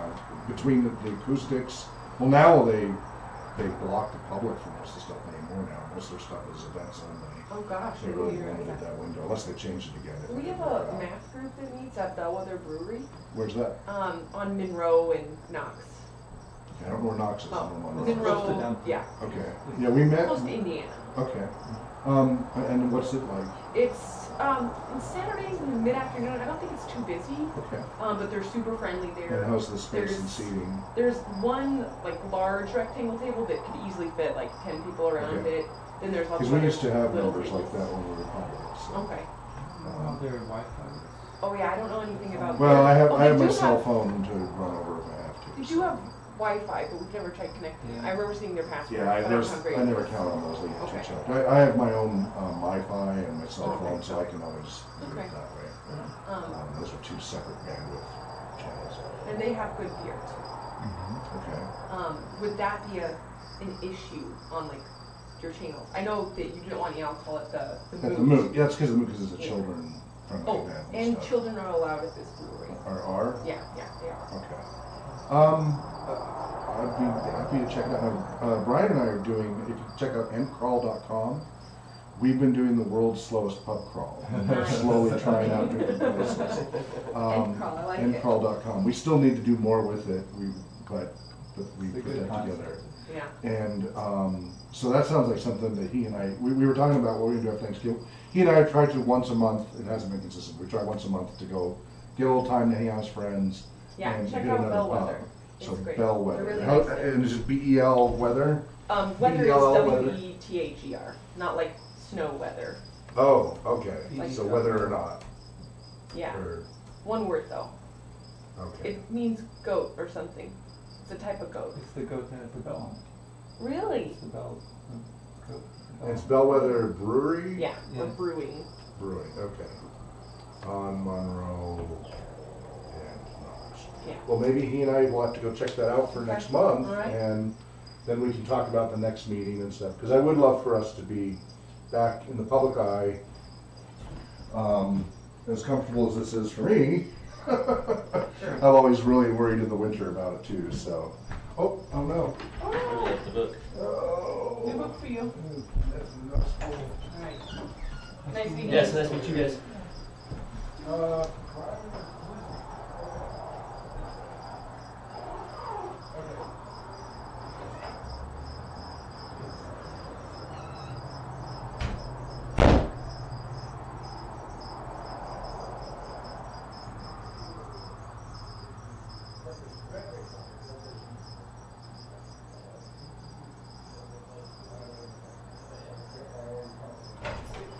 That's RPG Therapeutics LLC, and then we also do a charity version, which is RPG Research, which is what I've been working on, the nonprofit.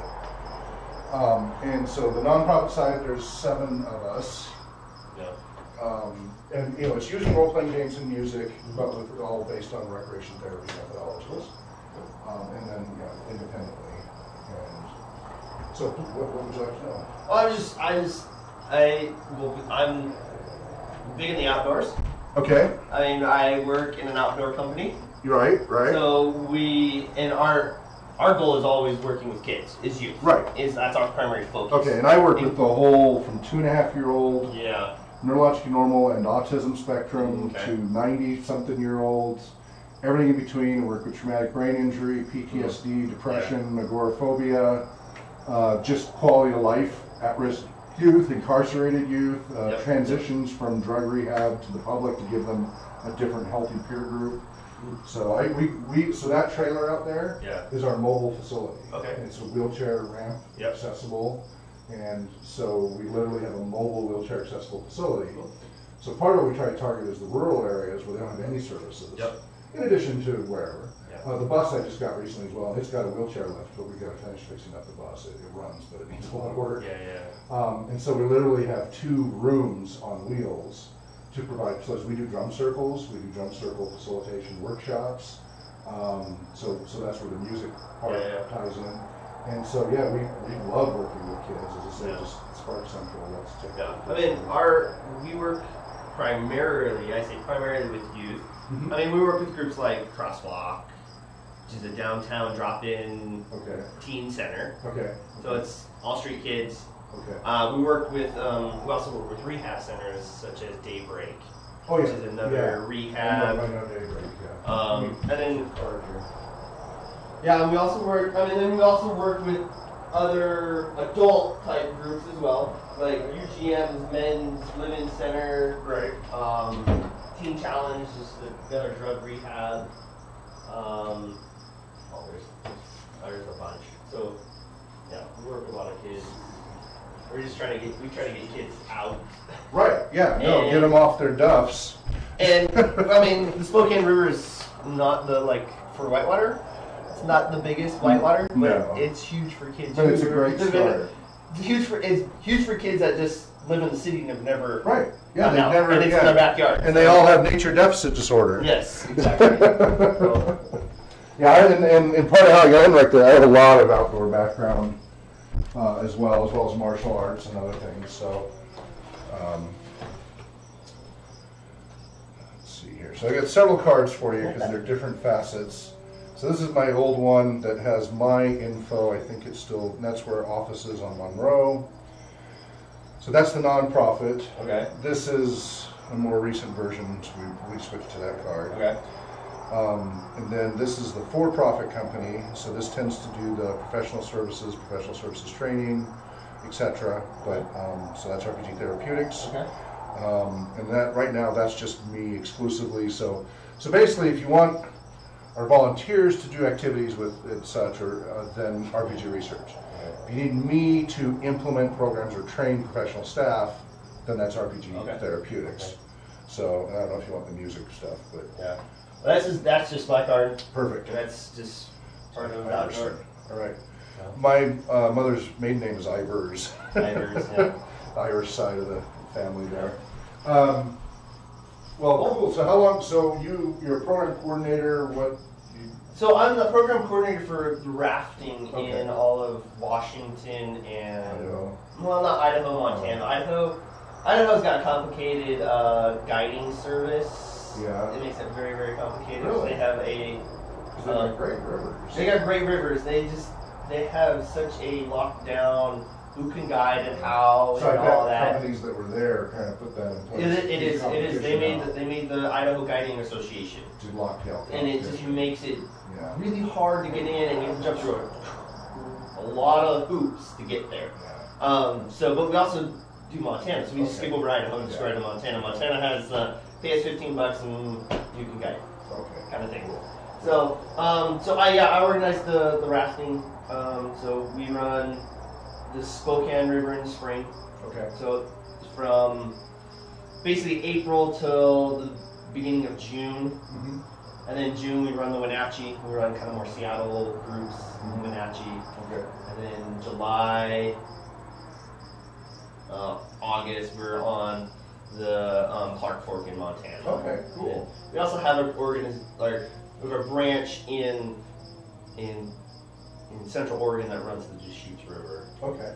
You ever do Green River, Colorado, any of that? No. When I was a kid, I went to school where we I've did done stuff. I've done other things. You've never been on. I'm just wondering. Yeah, I've been on Skull Rapids and stuff like that. I've been on quite a few rivers. The salmon, all parts of the salmon. I used to work in a mine between Chalice and Stanley. So okay. Yeah.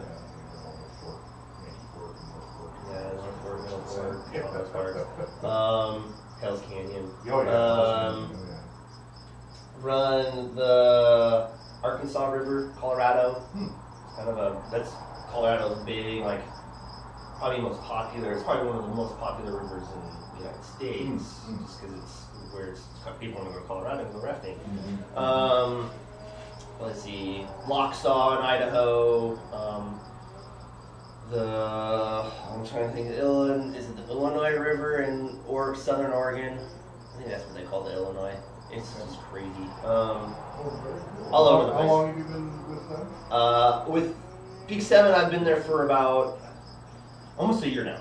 Okay. So January will be a year. But been guiding for almost 2 decades. And you specifically like to work with the at-risk youth? We work with all sorts of groups. Okay. I mean, our main focus is youth. Okay. And we work with churches. We work with Crosswalk, which is almost Eastern Boys and as a Girls whole- Club.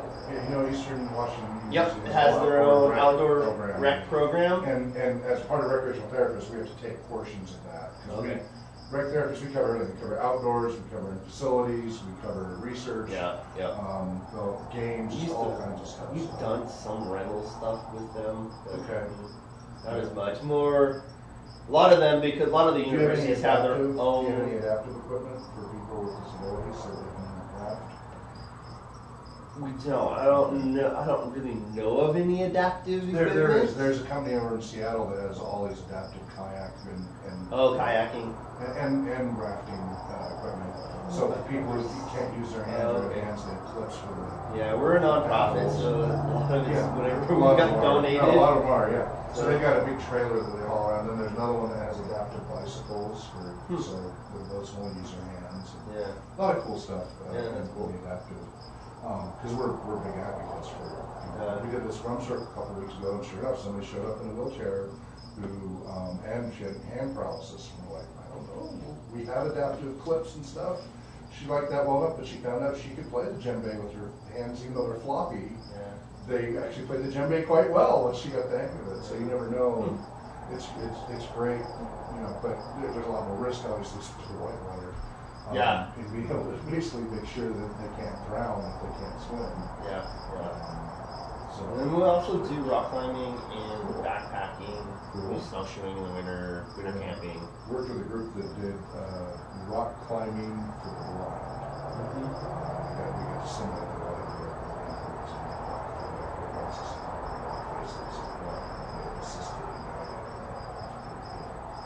So your whole P7 does all of that. We don't do so much. I mean, we haven't had a lot of more disabilities. No, I don't mean the adaptive. I mean you do the rock climbing. Yes, we do all the rock climbing, Okay. rafting, backpacking. The backpacking, we can outfit a kid completely. Nice. If you know, I've it's got like enough they for bring, about 6 people in my Yeah, garage. they can bring Exactly whatever they what it is. have, and then we're like, well, no, that's not gonna work. That's gonna work. So here's your boots, Right. socks. I mean, Nice. donated Yeah. training bras and Nice. I mean Nice. all sorts. I use sports bras, Yeah, underwear. yeah, I mean yeah. everything That's for great. everything that boots, backpack. Oh, cool. So we can run kids that have absolute, because that's part of what we do. We want kids that are from inner city, Yeah, that never get experience. that never get experience and get out and go to Yeah. that kind of stuff. That's So, awesome. yeah. Very cool. Now, how did you get into this? Through when I was in college, What were you an studying? RA of mine. I was in an outdoor recreation Okay. type leadership Yeah. Bible school thing, Okay. and my RA was part of an organization that did rafting, Mhm. and I was like, I want to do rafting, so I come and started. They took me through all the guiding. And, Did you do the certifications and all that? yeah, guiding. Most guiding companies is the certification is in house. There's no official, Okay. really like nationally recognized guiding. Well, there's a few, but they're Yeah, I thought Utah had some certification also. well. The ACA, which is the American Canoeing Association, is really the only one that has any kind of nationally recognized certification. It's, I mean, Knowles. I don't know if you've heard of Knowles, which is outdoor. It's an outdoor kind of schooling thing. Kind of has some stuff that people will recognize, but still not everything. Right. So, There is, but pretty much every rafting organization is going to do an in-house. Yeah. We have an in-house certification for role-playing game therapy and role-playing game education, but we make it available to the public. We're trying to make it a public standard. Yeah. And then there's the baseline of just doing the activity and doing it well. And then there's offshoots of doing it in an education setting, or doing it in a therapeutic setting, and working with different populations and separate sub-certifications for those. So we're going to roll those out over the years. And Novice Mental Health, I don't know if you're familiar with them on the west side. They service 40% of King County's mental health youth. And they've been around for over 200 years. They're originally orphanages. Yeah. They then became mental health for the youth. And so they have about 70 to 80,000 clients. And they are having us train their people in the activities that we do to implement their programs and their service and such. So, yeah, we better get this standardized. And to now, it's just been me downloading and come help and learn a lot of mentoring, but that's getting harder to scale now that larger facilities, more SLT, so formalized the training program. Yeah. It's coming along bit by bit. Are you familiar with the Hutton Settlement? Yep, we actually used to do a lot of trips, and now Hutton does their own in-house trips. Okay. So last year, they started doing their own in-houses. I got a hold of them. They're like, we're now doing their own in-house.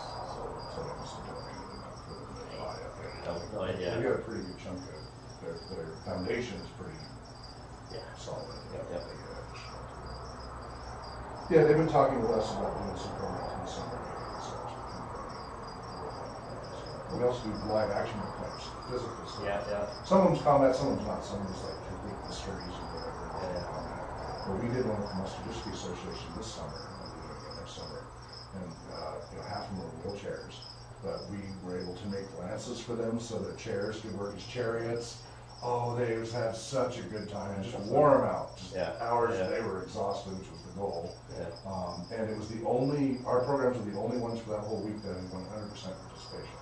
Because everybody gets challenged by choice. And MD, muscular speed, they get tired, different times of the day, so it's hard to get everybody to participate.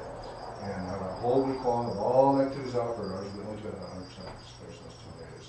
So, because part of it was the kids customize their own shields, drumming to some of them, get them pumped up for the battle, beating on each other with foam swords and the shields that they made. It was pretty cool to just see those kids light up and be kids and forget about their disability for a while. Just be kids and be outdoors and be physical. Cool. Yeah, I was over at the Raft Drum Camp retreat there. Very cool. Thank you for letting me know about that. Or there's kids or somebody that wants to do some rafting outdoor stuff. Oh yeah, we definitely be out there. Definitely. Sending your way. Well, thanks a lot. You bet. Thanks for coming up. Hopefully we'll see you next month.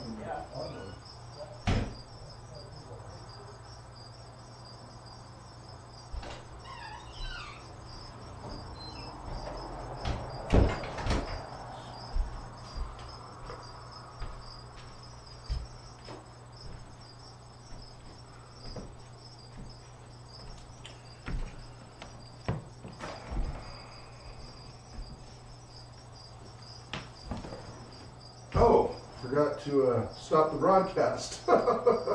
Oops. Sorry about that. All right, well, join us again in 3 weeks. We're on the 3rd Saturday of every month from 1 to 3 p.m. Pacific time. And we're TolkienScholars.org. And wherever you may be well, Namaste.